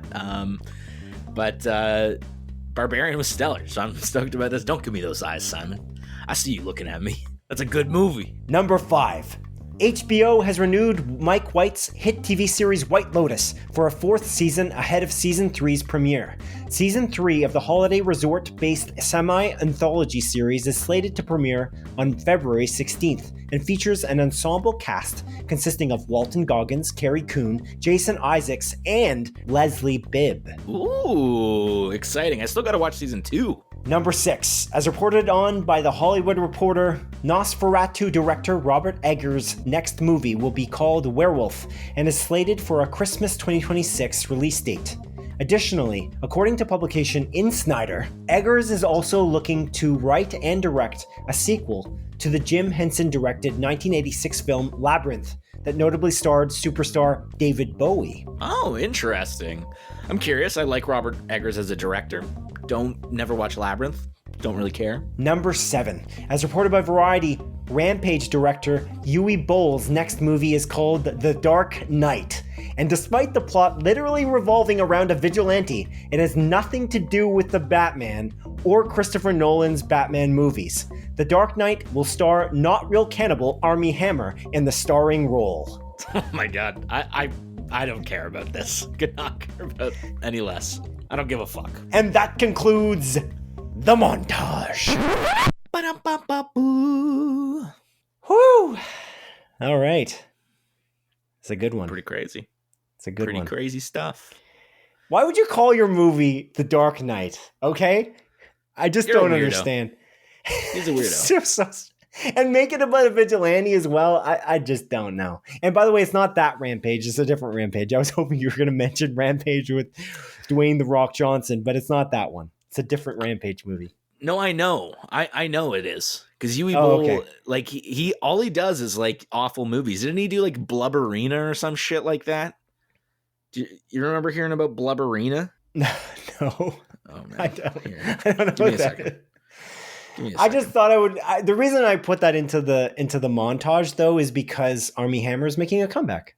He's coming. He's on his way back. He was a huge star for a while. Yeah, and then there was that whole controversy, and then he's coming back. Yeah, I don't know. I don't want to talk about it because I don't really know for sure. But yeah, there was like the whole like he was kind of Me Too, like he was abusive or whatever in previous that's what was claimed, and then. Also, like someone talking about that he just was really weird talking about eating body parts, like human body parts. I don't think he's a cannibal at all, and I don't think he has the intention to eat body parts. He claimed in some interview that I don't know. How would I know what's real or not? He claimed that he was doing that because he wanted the attention because he felt like things were too perfect, and then he went to rehab or something, and he went to he did. I don't know. I'm not sure. He theoretically is turning his life around for the good potentially, but the problem was that he was. I think the real issue was that he had an affair. I think that he was having affairs. Oh. I think that was the problem. I don't think he was abusive, but I'm not sure. He shouldn't have mentioned that. He didn't go to jail or anything like that. I don't think he got convicted of anything. There was just it was a big controversy, and that's why I wrote in here "not real cannibal" because. Interesting. It was not that part wasn't real at all. Regardless of the other stuff, I don't know. I don't want to wade too far into that waters. Yeah. Those waters specifically, but fair enough. Anyway. And sorry, it wasn't Blubberina. It's Blubberella, Simon. You're showing it to me on your screen. Yeah, that's nice. The webcam. Nice job. The tagline for this movie is half vampire, 2.5 women. What? Yeah. Yeah, there's this larger set woman holding 2 guns, shooting it in the air, going like, ah. And there's some guy making a weird face with a Nazi armband on there. Presumably Hitler's on there. Wow. On that poster. Yeah. It's crazy. Yeah. And the plot. I'm just going to read the plot. Wikipedia. This is crazy. I had no idea about what the full plot was. In the year 1940, Blubberella is an obese vampire-human hybrid with a hatred of Adolf Hitler and a soft spot for food. Okay. The rest of the film roughly follows the plot of Blood Rain 3, The Third Reich, although some scenes are inserted for comedic purposes, such as a scene where, this is written wrong on Wikipedia, it's such as a scene where Blubberella talks to her mom and numerous jokes about sex, obesity, and being gay. Unreal. Wow. Yeah, that's crazy, dude. You're right. Armie Hammer was accused of worse stuff. I'm just looking at the allegations, okay. But I don't want to go over those because if he's coming out clean and the law found that he didn't do it. I don't want to wade into those waters. I just don't want to deal with it. I don't care. That wasn't the point of bringing that up. That's fair. Okay, Adrian, it is now time. It is now time for us to look into the topic of the show for episode 102. A topic which concerns the current state of the Marvel Cinematic Universe. Wow. Are you ready for this? Yeah. I didn't read your write-up because you asked me not to read it, just to look at exciting. It. And it's a long-ass write-up, man. It is. I'm going to do it. I'm going to do it swiftly, and then we're going to talk about it. We're going to discuss it, and we're going to see if it works. If it doesn't work, we won't do a write-up this long next time. I'm probably never going to do a write-up this long. I just got carried away. I was writing it, and I was listening to some Severance music, actually. I was just listening to season 1. Wrote this up. Anyways, regardless of that, let's get to that topic of the show. Disney's Marvel Cinematic Universe, or MCU for short. You're already yawning. Get your head in the game. I'm sorry. I didn't even start yet. I'm sorry. I covered my mouth. Disney's Marvel Cinematic Universe, or MCU for short, guided by Marvel Studios president Kevin Feige, is a juggernaut of the film and TV industry. As of this podcast, the MCU is comprised of 34 movies, which have generated over $31 billion at the box office thus far. When the streaming service Disney Plus launched in 2020, Disney marketed the service as a vessel for telling longer-form stories within the MCU. And so far, there have been at least 13 seasons of MCU-connected television shows launched on the Disney Plus streaming service, with many more to come. The beauty of the MCU was its ability to tell complete stories within each installment while at the same time connecting said stories in a palatable, interwoven tapestry that kept the fans coming back for more. In 2019, the Russo brothers directed blockbuster Avengers Endgame, closed off a massive 10-year story arc within the MCU, and went on to become the second highest grossing movie of all time. Movie after movie within the so-called Infinity Saga were humongous successes for the House of Mouse. Critic review scores never seemed to falter, with MCU Rotten Tomatoes scores rarely dipping below 80% on the tomato meter. And the box office successes kept rolling in at a truly impressive clip, charting all the way back to the Robert Downey Jr. starring Jon Favreau directed Iron Man movie that began it all in 2008. But the momentum had to end sometime, and perhaps for many fans, Avengers Endgame might have felt like the perfect end to an incredible tale. The COVID-19 pandemic also hit us all hard post-Infinity Saga in 2020, but especially affected the theater industry due to concerns about the potential for spreading the highly contagious airborne illness in super spreader theater environments. Post-2020, the Marvel Cinematic Universe began its multiverse saga. Disney Plus kicked off numerous Marvel TV series, beginning with WandaVision in early 2021, and the first multiverse saga film was the Scarlett Johansson starring Black Widow movie with its simultaneous theatrical and Disney Plus release. With the pandemic still raging, Black Widow still managed to garner just under $400 million at the box office, with the next multiverse saga film, Shang-Chi and the Legend of the Ten Rings, also mustering over $400 million that same year. These blockbuster films were certainly not the flashy earners of the Infinity Saga, But due to the struggles of a global pandemic, these box office results might certainly be considered success stories. But it also could be argued that it was Oscar award-winning Nomadland director Chloe Zhao's 2021 Eternals film that grounded much of the MCU's momentum to a crawl. Earning under $300 million at the box office and aggregating a relatively disappointing 47% Rotten Tomatoes critic score, Eternals was the beginning of a rocky period for the Marvel Cinematic Universe. Post-Eternals, film and TV entries to the MCU faltered, prevailed, and everything in between. Spider-Man No Way Home, Guardians of the Galaxy Volume 3, Deadpool and Wolverine, and the Loki TV series could easily be argued as resounding success stories, with the Marvels, Secret Invasion, and Ant-Man and the Wasp Quantumania each receiving considerably less praise. Then we arrive at the controversy behind Kang the Conqueror actor Jonathan Majors. Kang the Conqueror was poised to be the Thanos-like villain that tied the multiverse saga of 15-plus movies and TV series together, even being featured prominently in the Tom Hiddleston starring Loki TV series and the film Ant-Man and the Wasp Quantumania. Everything appeared to be going to plan, up until Majors was accused and convicted of domestic violence, which forced President Kevin Feige and team to quickly pivot towards a very different and bold direction. During San Diego Comic-Con 2024, it was revealed that the next Avengers film would no longer be called Avengers Kang Dynasty, but instead Avengers Doomsday, with the movie set to be directed by Avengers Infinity War and Avengers Endgame directors Joe and Anthony Russo. Most shockingly, it was unveiled that the massive multiverse saga villain tapped to tie everything together would no longer be Kang, but the incredibly popular Marvel Comics character Dr. Victor Von Doom, who would be played by none other than Iron Man actor and the MCU progenitor himself, Robert Downey Jr. This shocking revelation is arguably the shot in the arm that the Marvel Cinematic Universe deeply needed, a jumpstart that probably could not have been better timed, considering the sheer number of huge MCU projects releasing in 2025. This year alone, we have the Anthony Mackie starring Captain America Brave New World film launching in theaters on February 14th, the Charlie Cox Vincent D'Onofrio starring series Daredevil Born Again premiering on Disney Plus on March 4th, the Thunderbolts Team Up movie premiering on May 5th, the Ironheart series launching on June 24th, the Pedro Pascal-led Fantastic Four First Steps ensemble film launching on July 25th, the animated Eyes of Wakanda series on August 6th, animated Marvel Zombies series on October 3rd, and Shang-Chi director Destin Daniel Cretton's Wonder Man series airing in December. After 2025, we have Avengers Doomsday on May 1st, 2026, Sony's Spider-Man 4 movie releasing in July of 2026, followed by the May 7th, 2027 release of Avengers Secret Wars, also set to be directed by the Russo brothers.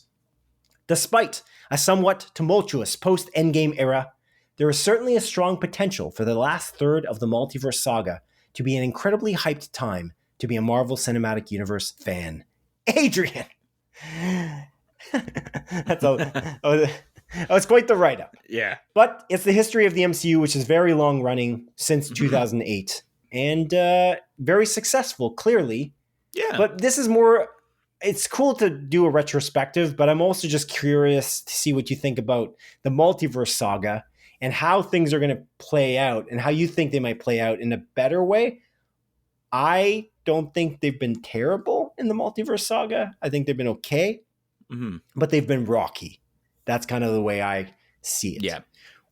How do you see it? And how do you see the overall Marvel Cinematic Universe and especially post-Endgame? Yeah, I mean, like, I love the MCU. I think it's fantastic. What they did leading up to the, to the end of Infinity War and Endgame was something special with really only a couple misses during that time.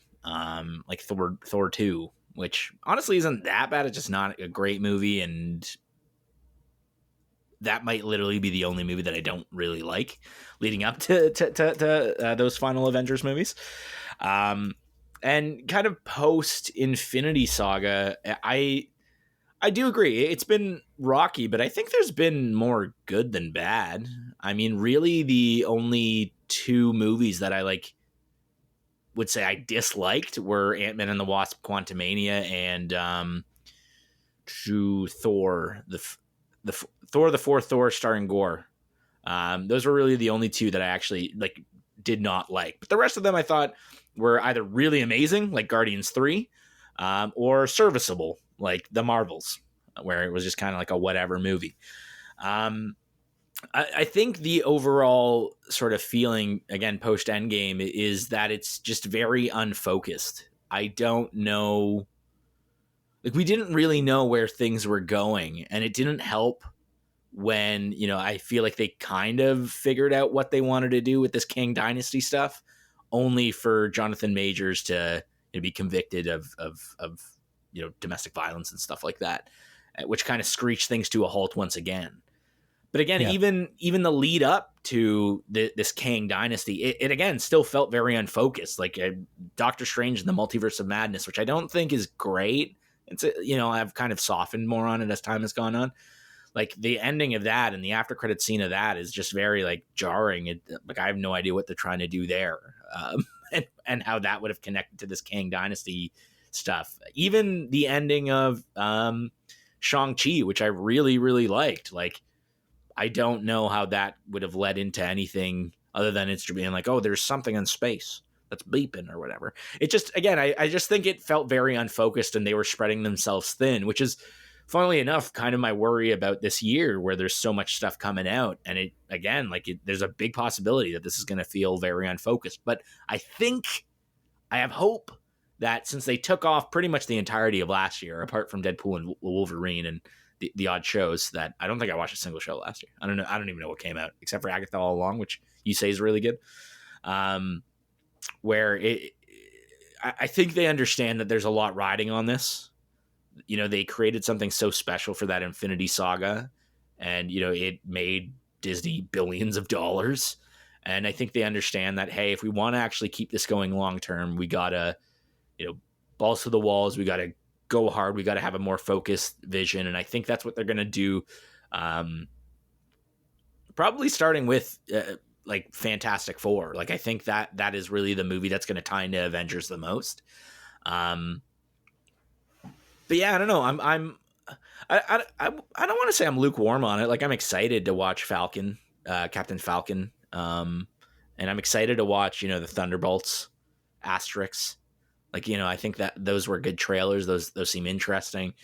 We haven't seen anything of the Fantastic Four, and you could argue that there hasn't been a good Fantastic Four movie, but the cast attached to Fantastic Four is stellar. I love Pedro Pascal. I love Vanessa Kirby. I love what's his name from The Bear?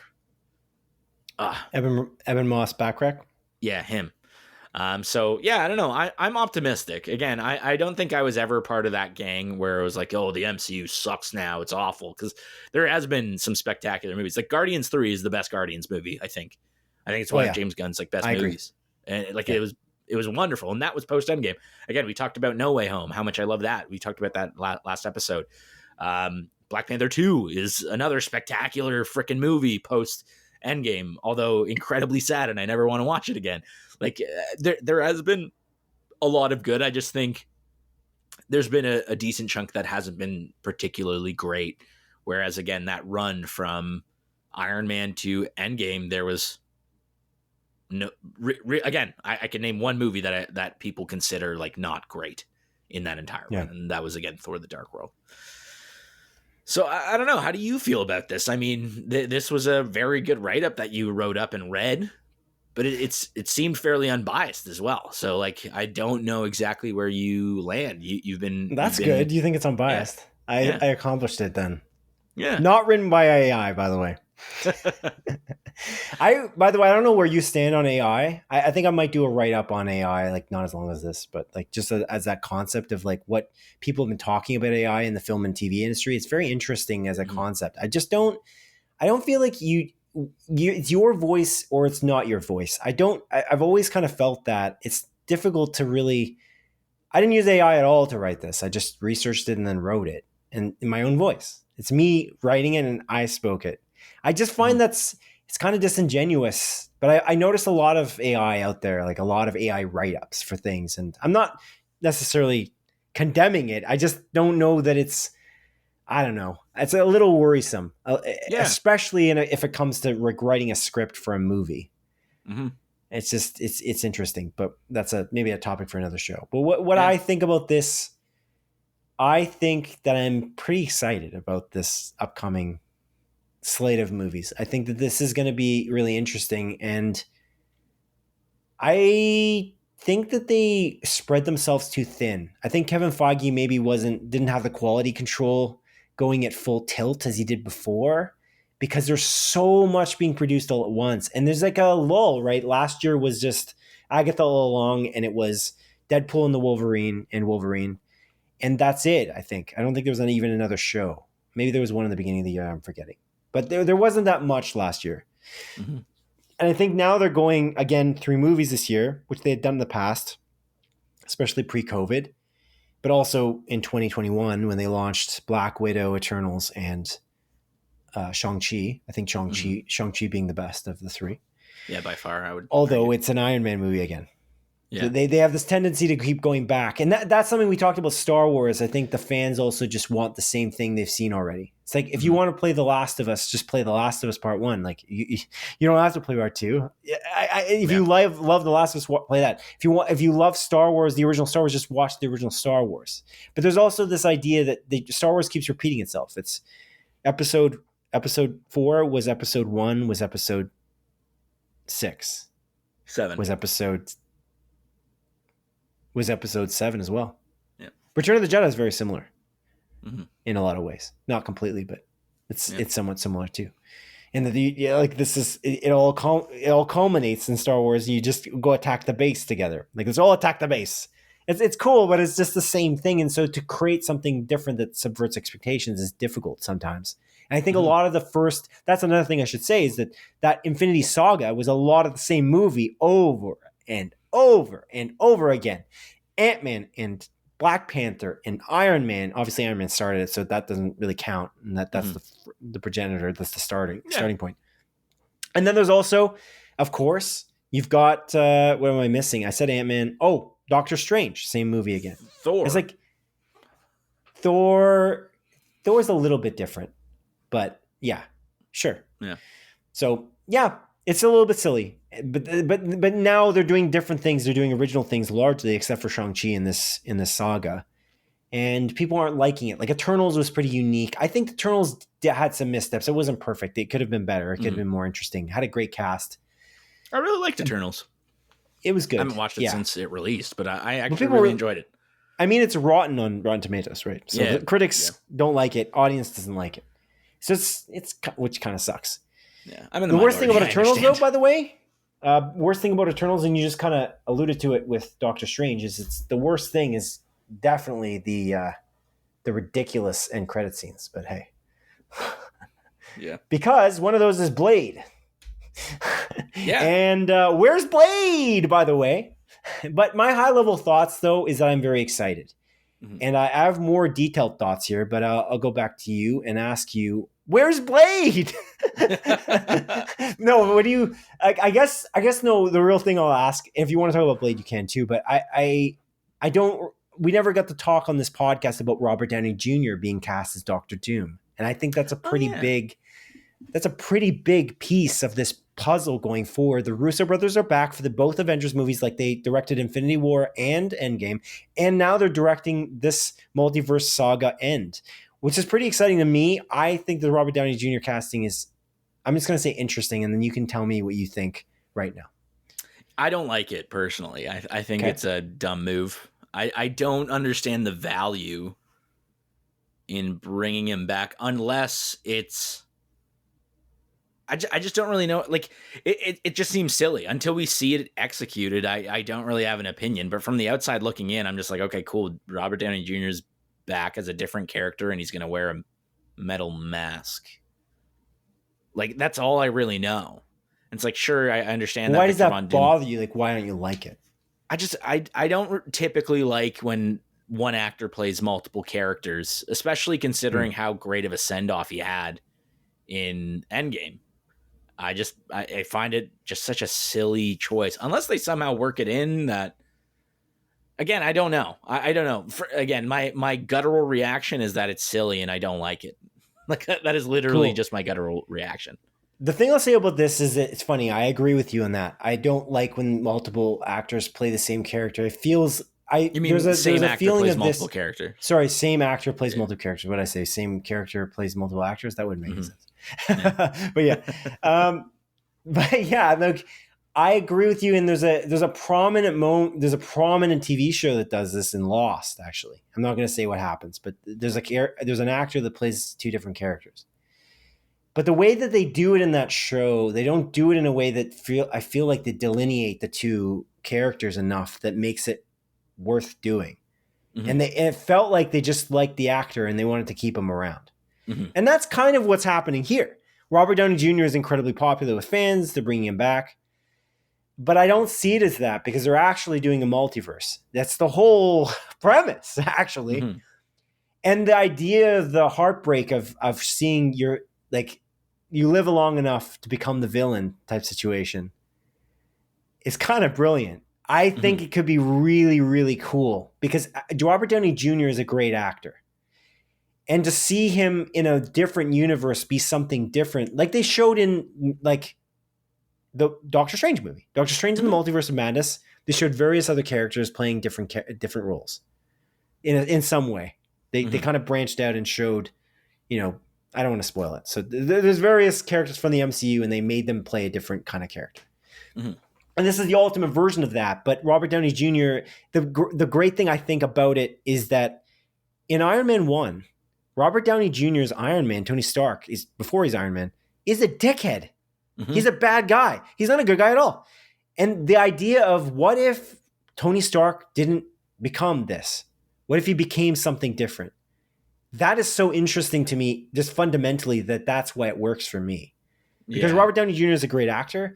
And the fact that it works itself into the plot because Iron Man could have literally gone a completely different direction. He just chose a different path. And I think that's where it works. So are you thinking that he's in another universe, he's Tony Stark that turns into Dr. Doom? No idea. No idea. So, I understand where you're coming from. But that's why I can't judge it. I can't judge it. Exactly. To me, it's really intriguing because they've never done this in the universe. Think about how many movies there are. There are 34 movies that have launched already. There are 3 extra movies coming out this year. So we're going to have 37 movies by the end. By even seeing a whiff of the Avengers, we're going to have 37 movies. Yeah. That is a lot of movies. That's kind of an interesting... He hasn't been in any movies since 2019. And the's been a lot of movies and TV shows. Robert Downey Jr.? Oh, sorry. Since he hasn't been in an MCU movie. Sorry, I misunderstood. I was like, dude, he's been lots of movies. He won an Oscar. Yeah. Yeah. But he's like the idea of him not being in the MCU, and then now it's cool that they have never really done this. Really, they never really dove into it in a big way. They tried it with What If. I think What If does it the most. They have variations of various characters that become evil or whatever, or become different versions of themselves. This is just interesting if they can do it well. But that's the answer for everything I could ever give you. If I see a trailer, I'm like, that's Wolfman. Look at that. Wolfman looks amazing. The trailer looks so good. But then you go into the theaters and then you watch it and then it's not good because they didn't execute. This could be the best idea ever. Mm-hmm. The reveal in Comic-Con where he takes off the mask is so cool. I almost wish they just did it in the movie. Because they would have showed him as this completely evil person and then he takes off the mask. And then your mind would have been blown because they would have already showed you the groundwork of what they're doing. But they did a reverse. They showed you the solution before the showing you their work. And I think that might be the problem here. But I think that the Russos, especially because from what I read, McFeely and what's his name? The guys who wrote the Avengers Endgame and Infinity War and Winter Soldier and Civil War are coming back to write it. Mm-hmm. And that is really cool. I should have wrote that in the write-up because I forgot about that. But the guys who wrote those movies are also writing the 2 Avengers movies coming up. Mm-hmm. That's super cool because those guys are so successful. We talked about Severance. We talked about Wolfman. Wolfman, the devil was not in the details. They didn't seem to care about the details at all. And that's part of our issue with Wolfman. When you look at Severance, Dan Erickson completely understands his world to a T and is so meticulous. And I think the Russo brothers and their writing team based on Civil War, Winter Soldier, Infinity War, and Endgame, they know what they're doing. And I think that's why I don't care. If it was like some random other writer that I've never heard of. By the way, largely the movies coming out this year, random people. It's crazy what Kevin Feige just seems to pick up these gem people, like the Russo brothers. The Russo brothers are cool, a cool choice, but they directed Arrested Development and Community, and you gave them Captain America too? Like, it doesn't make sense, really. It's kind of insane. He does that over and over and over again. In fact, many people would think he failed because he picked an Oscar-winning director, Chloe Zhao, to do Eternals, and no one likes that movie. For the ones that are most well-known, it didn't work. Joss Whedon was known, but he's a TV showrunner.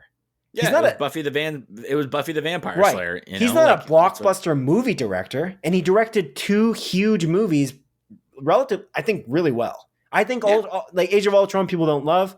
I really like it. It's rated It's rated on Rotten Tomatoes pretty highly. I think there's lots of really great moments in it, especially the cabin scene, which I mention all the time.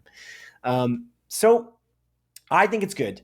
But it's just like, actually, I'll give this as another example. I've given too many examples, but Andor, you were down on Andor. You didn't like the idea of it because it was taking place in like a weird pocket. Like, it's so specific and you know what characters are doing and where they're going to be. And it's like, is that interesting? Is it too predictable? It is if you don't write it well. That's the whole idea. Like, if you paint yourself into a corner, but you can write yourself out of that corner, then you're amazing. And Tony Gilroy writes Andor amazingly. So I trust the writers in this case, and I think they put themselves in a tough position, but this is a big swing. They're taking a swing for the fences, and it could fail, but it also could be literally hit out of the park. To say 15 analogies in one paragraph.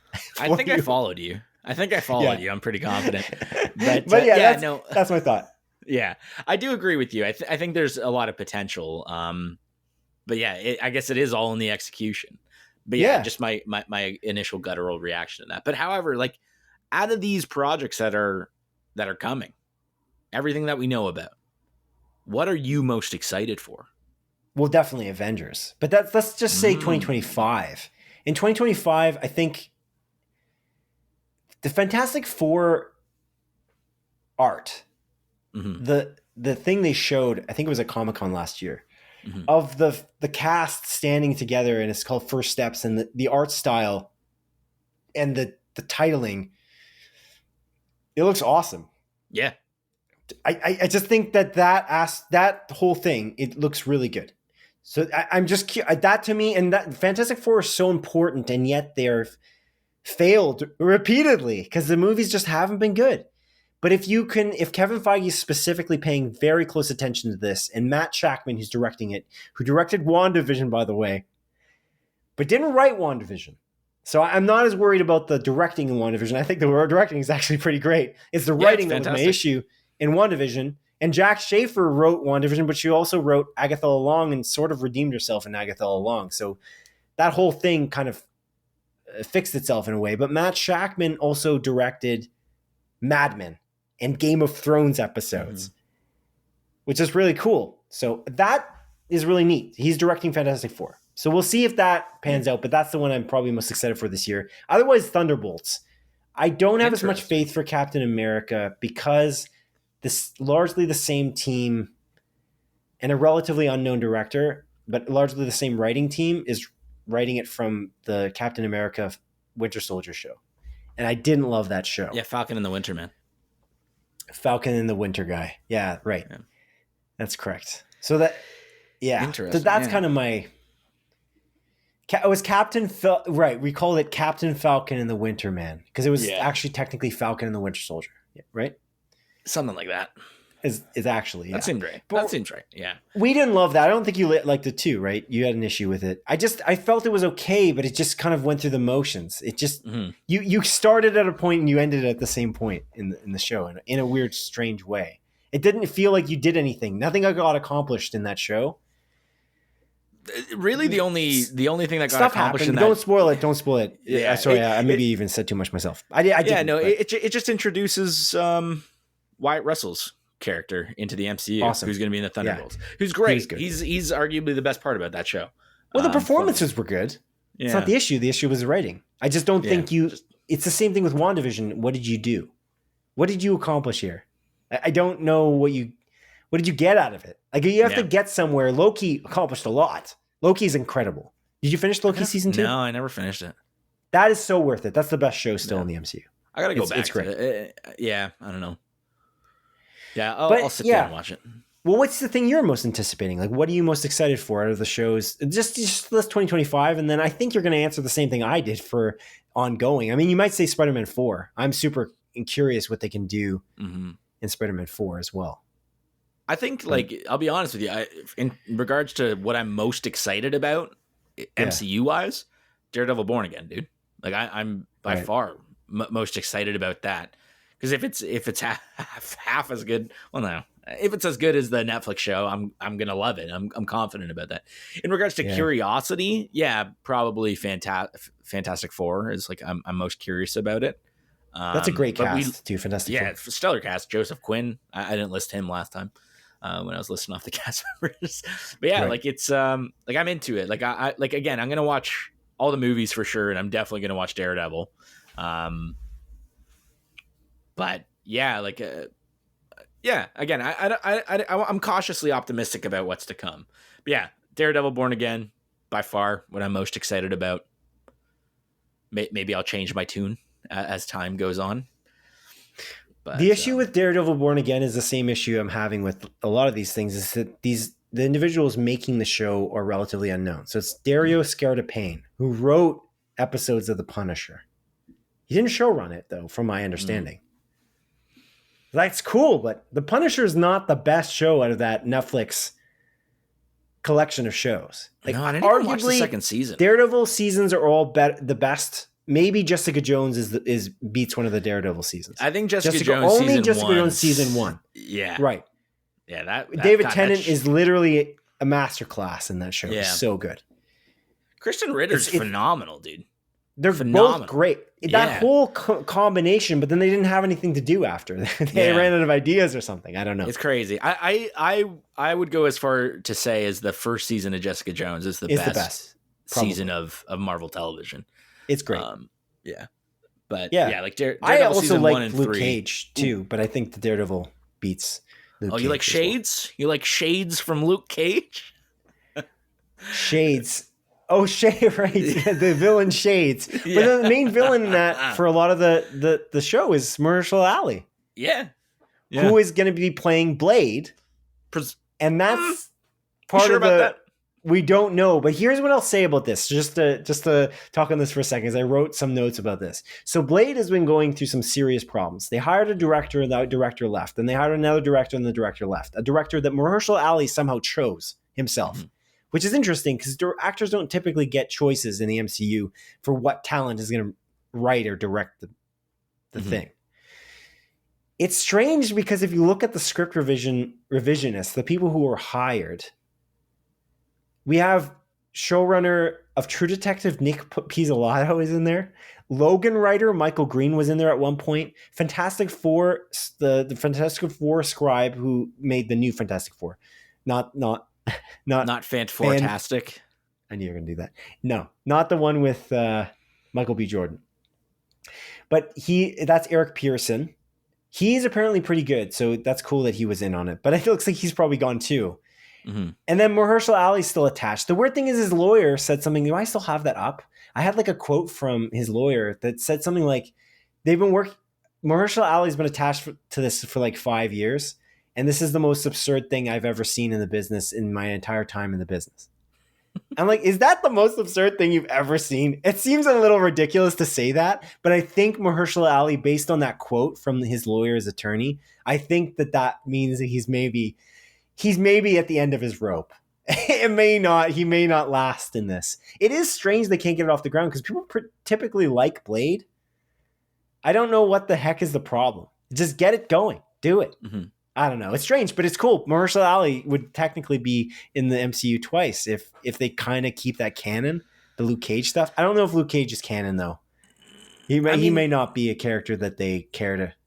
Yeah, it's interesting because technically Daredevil seasons 1 through 3, it seems to be canon.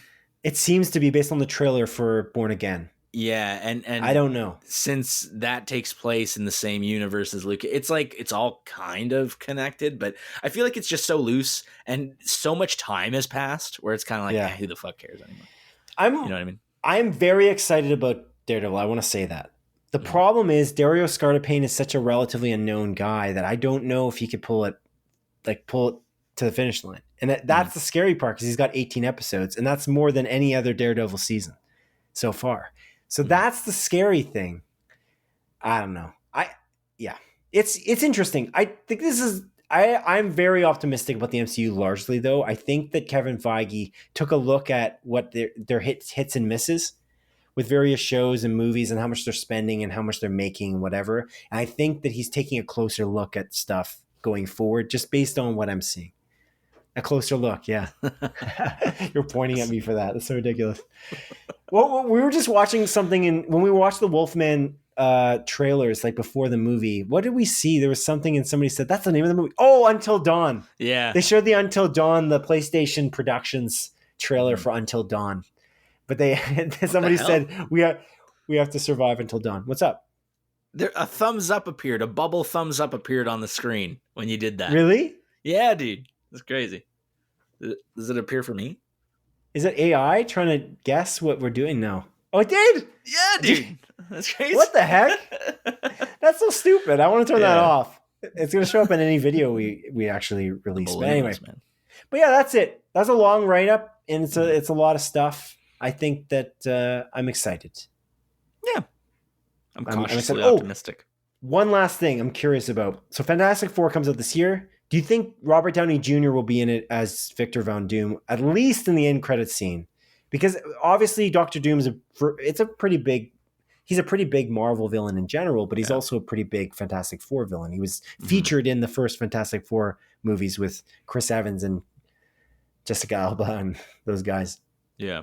So you think he'll be in it? Just as that's the tease, because they got to tease him soon. Kang has been teased, but that scrapped, which is funny because that tease in, what was it? I think it was Quantumania. That's just gone now, I guess. It doesn't matter anymore. It's so insane, eh? Like, that's a crazy pivot. To imagine trying to do that. And you have to top that then at that point. Like, how do we do this? What are we going to do? And then they just like take the biggest swing to the fence as possible. It's neat. But yeah, do you think he'll be in it? Robert Downey Jr. and Fantastic Four? I feel like he almost has to if you want to build up a compelling villain. Because like even Thanos appeared in like Guardians and like some after credit scenes as well prior to him actually showing up in Infinity War. So like I feel like you just gotta, at the very least, like briefly. It would be silly not to. And like, isn't the whole thing like Reed Richards and Victor Von Doom's relationship is like kind of at the forefront? Like, I thought that was like a big thing. I'm not a comic I'm not expert. sure. I don't know enough. Yeah, like I've only seen the movie, which isn't useful. I haven't seen any of the movies, I don't think. I'm trying to think. I saw the first one. I must have at some point, but like I don't remember anyway. But anyways, yeah, I think he should. Like if you want to build up a villain, but at the same time, you want to increase the budget of this movie by like $50 million. Right. Yeah. I don't know. Yeah. Well, it won't be if it's an end credit scene. I'm sure he's signed up for it. Yeah, I get what you're saying. Yeah, maybe. Well, Robert Downey Jr. is typically his money. He makes a lot of money off of the overall box office. He's a big fan, I think, of taking like shared profits based on his name being a producer. Mm-hmm. But yeah, just to kind of set the record straight before we move on. Thunderbolts director is Beef director Jake Schreier again. Oh, I actually didn't know that. That's cool. Thunderbolts looks great. The trailer for that looks awesome. I really am excited about that. That looks really good. And it's a Misfits team up movie similar to Guardians. So I'm very curious to how they can handle that. It does look pretty cool. Yeah. Then for the movie coming up that you just invited Kenneth Stadelbauer to, Brave New World, Captain America, the director is Julius Onah, who I haven't seen any of his movies, and none of them are really blockbusters, but he did make a movie that I believe is on Amazon Prime, if you're interested. It's called Loose. And I watched the trailer for this, and it looks actually pretty good. It looks pretty cool. It's rated very highly. I think it's over 90% on Rotten Tomatoes. It's Luce as in Luce. It is interesting. It's like this family. They have like a kid they adopt, and the kid's like super smart and like this model student. But then Octavia Spencer's character is like a teacher, and she feels threatened by this kid for some reason. But the principal's like, what's your problem with this kid? He's a great student. And their parents are going to war with this teacher. It looks really cool. I actually might watch this just to kind of understand where his background is. I think back to when I watched Guardians of the Galaxy for the first time, and I thought, this is the director of the movie Super and Slither. What are you talking about? It was so weird that Kevin Feige had tapped James Gunn because it just didn't make any sense. It based on what he did before. And so Kevin Feige, and there must be some other people in his team that specifically understand the industry and see these movies that these smaller directors make, or TV shows, like in the case of Matt Shakman. Mm-hmm. And then they pick these diamonds out of the rough. And they're like, this person's great. You'll see it. And then they're the Russo brothers, and they have their own, now they've got Agbo, and they've got, like the Russo brothers are crazy. They're producing so many movies now. They got Electric State coming out early February as well. Oh, the Crisp Rat and Millie Bobby Brown. Yeah, right. That's right. So that's huge. They're huge. So we'll see how it goes. But I am very excited, and this is a big year for the MCU. So that's my final take on it. You didn't get the thumbs up. I'm sorry. Thumbs up. I don't know. I don't know why it's not working for me. I don't know. All right, Adrian. Now on to a segment of our show that I like to call A Look to the Future. A portion of our podcast where each of us present our picks for the TV series or movies that look most interesting to us that are releasing between January 28th, 2025 and February 11th, 2025. Okay, I will let you go first. What is your first of 3 picks? Yes, Simon, my first pick of the 3 picks that I get to pick is the movie Companion. We actually watched the trailer of this for this prior to Wolfman, it looks really good. It stars oh my god, I just Sophie blanked. Thatcher? Sophie Thatcher, Jack Quaid, Quaid, not Dennis, his son. Isn't it Jack? It is Jack? No, I don't know. That was my first instinct, and then it sounded wrong when I said it out loud. From the boys. I'm looking it up for you, but I don't see it. It's not Jack, because that's a guy in Call of Duty. It is Jack. What the hell? It is Jack Quaid. I feel like he changed his name between now and like when I brought it up and yesterday. When you it looks really good. It's essentially like the trailer doesn't give too much away. It looks like this sex bot that Jack Quaid owns kind of gains sentience and goes a little bit on a murder spree. It's rated very well right now. It's interesting because the trailer says it's like from the creators of Barbarian. And I looked into it. It's directed by this guy named Drew Hancock, and it looks like it's his first movie. So it's very confusing why they say creators of Barbarian, because I just assume that it's producers. Like writing team or something. I don't know. It's dumb. But yeah, it looks feel really like good. That's very deceptive. Mm-hmm. That happens way too much. I agree. Yeah. I agree. But yeah, it looks stellar. I'm very excited about this. That is coming out January 31st. So if you're down to watch it this week. There's a lot of talk in the industry about how there's the movies that work in theaters are the horror movies and the big blockbuster like action movies. Mm-hmm. But there's no comedies anymore. I don't know if you've noticed that, but that's a sentiment that's existed. I'm not the observer. I'm just relaying that sentiment, but it's crazy. Horror movies do really well. They also typically have a lower budget, and they can make a lot of money at the box office. So that's why Blumhouse, as an example, has done so crazy. A24 has done really well too. Their budgets are not insane, and they largely started in horror in a bigger way, arguably. So it's pretty neat that that's the case. But yeah, Companion is another horror movie. Of course, you picked a horror movie first. So predictable. But yeah, okay. That's cool. Yeah, I'm interested in that. I'd see that. Looks good. Sophie Thatcher's blown up. She's pretty great. She was in Heretic. That was the first time I ever saw her, and now she's in like multiple things. Yeah, she's in Yellow Jackets as well, like a TV series on Showtime. I think it is. Pretty good. Kind of reminds me of like Kaylee Spaney, where I like didn't see her in anything, and then I watched her on Priscilla, and then all of a sudden she's like Alien Romulus, Civil War. I'm like, where'd you come from? Where'd you go? Yeah, where'd you come from? Cotton Eye Joe. Pretty cool. Yeah, she's great. It's pretty cool. My first pick is Mythic Quest Season 4, Episode 1 and 2. Mm-hmm. Episode 1 and 2 launch on January 29th. Episode 3 will then launch on February 5th, because we, of course, launch our episodes every 2 weeks, every Tuesday. So Tuesday, innit, bruv? That was also on my list. For the two-week gap. Aha! I beat you to it. All right. Yeah. That's Mythic Quest is... It's good. Yeah, like I think it's good. The first 2 seasons specifically, I thought were really good. The third season, I don't really remember, but I kind of remember because it's not as much of that ensemble. Like it's not everyone together all the time, and I feel like it kind of lost its luster because of that. But it seems like season 4 is bringing it back. Season 2 was good though because it did these standalone episodes that were truly phenomenal. Mm-hmm. That's why it was so good. And the season 3 went back to the season 1 format. That's what I kind of figured. Season 1 and season 3 are actually quite similar. Season 2 is where it changes up, and they follow that writer for that one episode. And they also go back to the history of the building.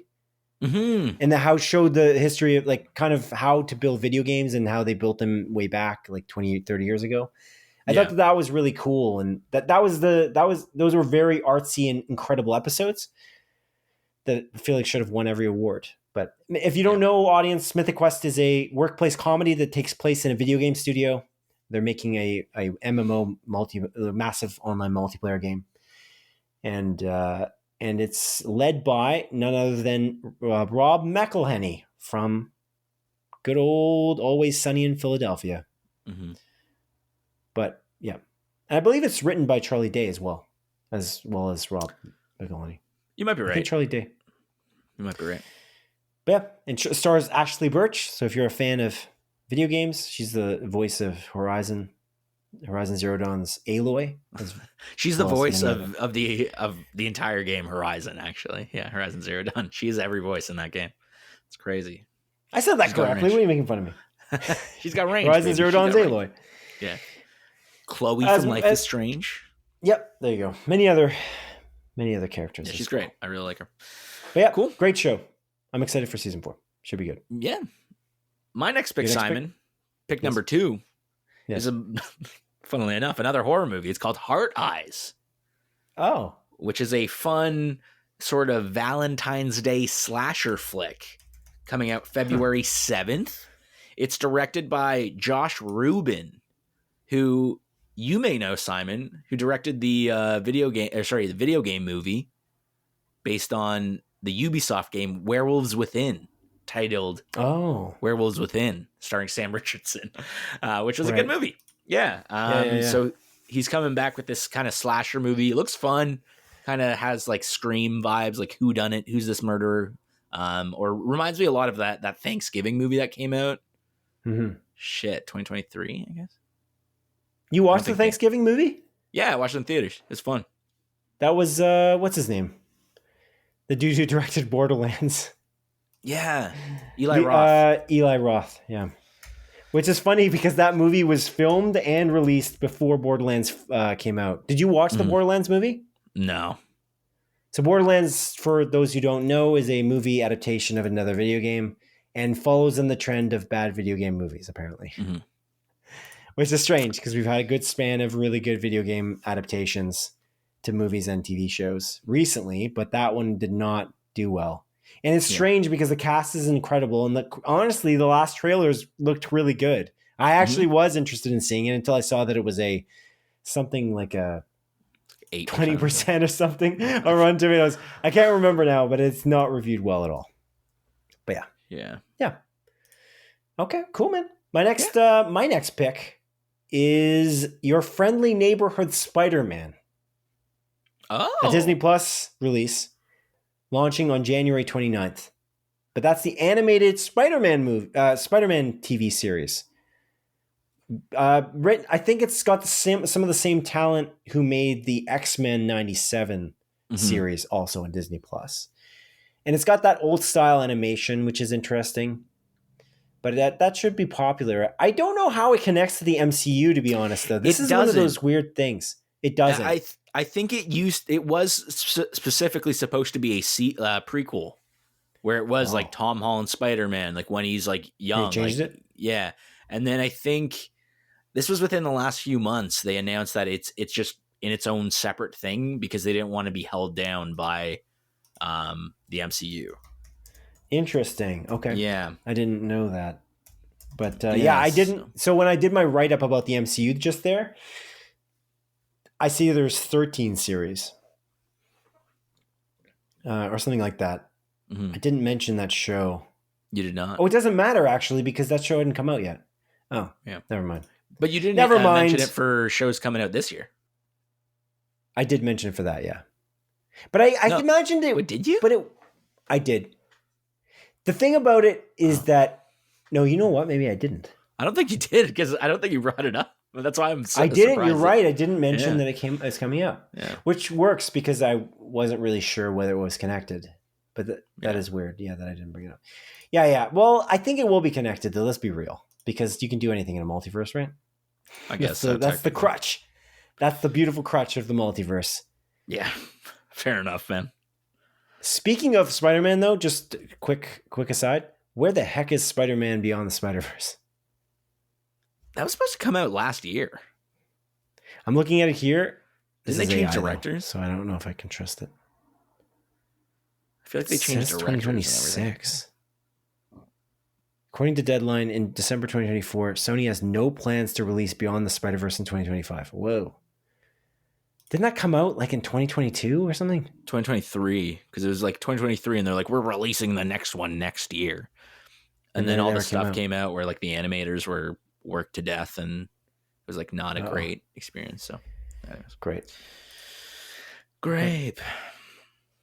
Yeah. Okay. Cool. Your last pick. And then my last pick is actually another movie, Simon. It is the movie. Yep.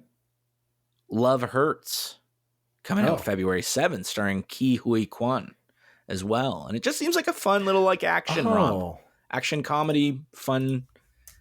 He's like I didn't have that on my list, but I don't know how I missed that. And I saw that movie, but I didn't know it was that movie. I saw the trailer for this. Yeah, it looks good. It looks fun. Looks good. Yeah. Okay. That's cool. And that's it. That's all, baby. That's it. That's all. Okay. My last pick is You're Cordially Invited. Am I going to watch this? Probably not. But it is interesting. It looks cool. It's Will Ferrell and Reese Witherspoon. It's a movie about a double-booked wedding venue, which sounds like a nightmare. I heard about that. Sounds like a horrible nightmare. And that's supposed to be, I believe, a Amazon Prime release on January 31st. I saw the trailer for this. I think it actually played this trailer when I started Challengers. Oh. Because Amazon does like an ad now before like an episode or before a movie. Great. And I think that's where it played. And I was like, oh, this looks fun. My fiance doesn't really like Will Ferrell, though. Which is too bad. Oh. Because I like him. She doesn't like dumb old men comedy. Like old people acting like kids. And that's like Will Ferrell's like comedic style. That's one of my favorite forms of comedy. It's stupid, but it just makes me giggle. So I'll probably watch that. Maybe I'll watch that. Who knows? That's a good call. It's a good call, Simon. You're welcome. You're welcome, Adrian. All right, buddy. That's it. That's the end of this episode. The long episode. I know. Holy shit, dude. We can't seem to rein it in. I hope we didn't just ramble at some point because we're just tired. You know what I mean? We're just tired and we just start to talk about stuff repeatedly about the same thing over and over again. I hope at least our Wolfman conversation was coherent, our Severance conversation. The MCU conversation, I hope it was at least made some semblance of sense. Who knows at this point? This is at least a 3-hour episode. So, yeah. Good shit, though. Anyway. Yeah, fun. That's the point. It was fun. I had an enjoyable time. And it's back to reality for me. I'm back from vacation. I got to do real human work, adult. It sounds weird. I'm not a adult work. Oh man, I'm not a sex worker, but no, adult. Like I'm an adult working. I'm in the field working, and now I'm doing a podcast with you. Anyways, what are you doing? I was calling the police. For what? For doing sex work that's illegal in Ontario. Isn't it just illegal to advertise you do sex work, but you can actually do sex work? Isn't that the weird thing? Or is that... I have no idea, actually. Is that in the US? There is somewhere that's like that. It's either Canada or the US, or maybe both, that you can do sex work and get paid for it, but you can't solicit it. Sex work legal. You gotta look this up. Okay. In Ontario. Sounds good. The selling of sex in Canada is legal, but the purchasing of sex is illegal. So you can sell your body, you just can't buy it. Right. That makes logical sense. Yeah. Great. Yeah. That's in Canada. So there you go. Quick aside. Again, I know we've been running for a while, but this actually has something to do with sex work, which is funny. Right.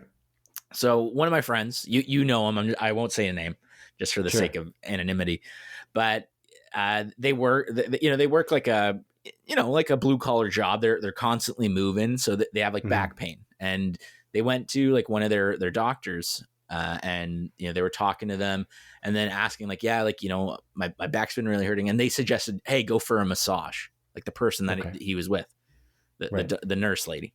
Yeah, go for a massage. Like there's a really great place in Guelph. It's like on Speedvale. I forget the name. It's like a massage place. And he's like, you should go there and get a massage. Yeah. Like, oh, okay, cool. So, he drives there after. He's like, oh, something seems a little bit off about this massage place. There's pictures of like women on the wall and they're fairly revealing, but he's just thinking nothing of it. He's like, whatever, I'm here to get a massage. So he pays. This was doctor recommended? Yes. Like a nurse recommended it to him, which is confusing.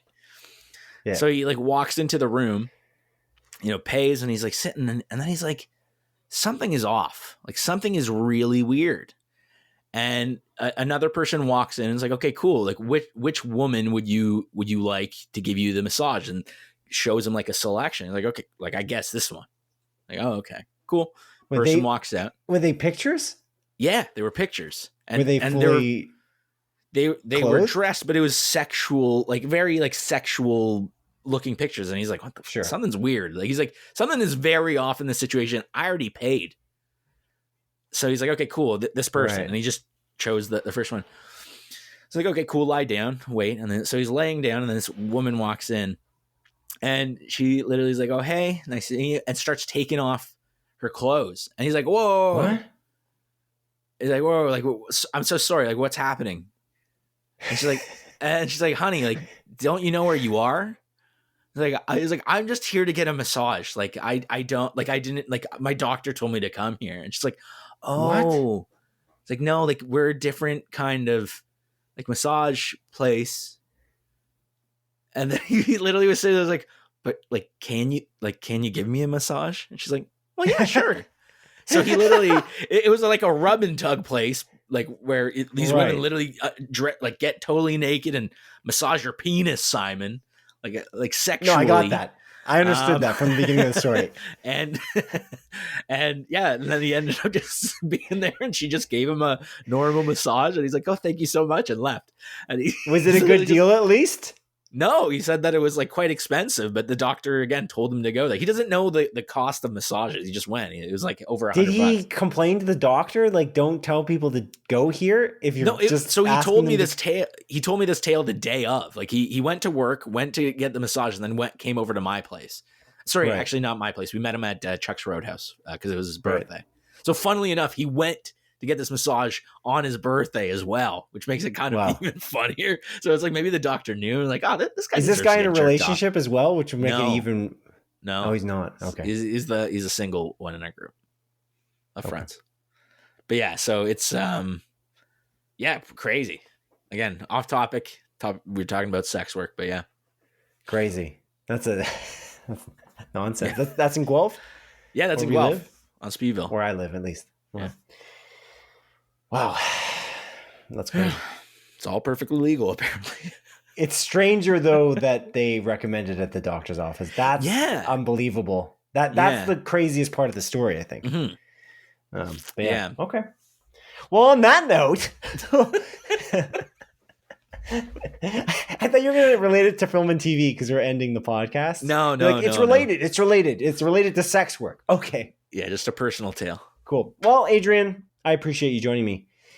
And that's it. If you're interested in this podcast, folks listening or watching or whatever, you can catch us on all the places in which podcasts are broadcasted. And we launch episodes every 2 weeks on Tuesdays. So if you're interested, look forward to us showing up in your eardrums on February 12th, 2025. 2 days before Captain America, A Brave New World. Woo. But thank you for listening to episode 102 of Split Focus, a film and TV podcast. My name is Simon Eady, and this is Adrian Pinter, signing off. Thank you very much for listening. Take care, and goodbye. Goodbye.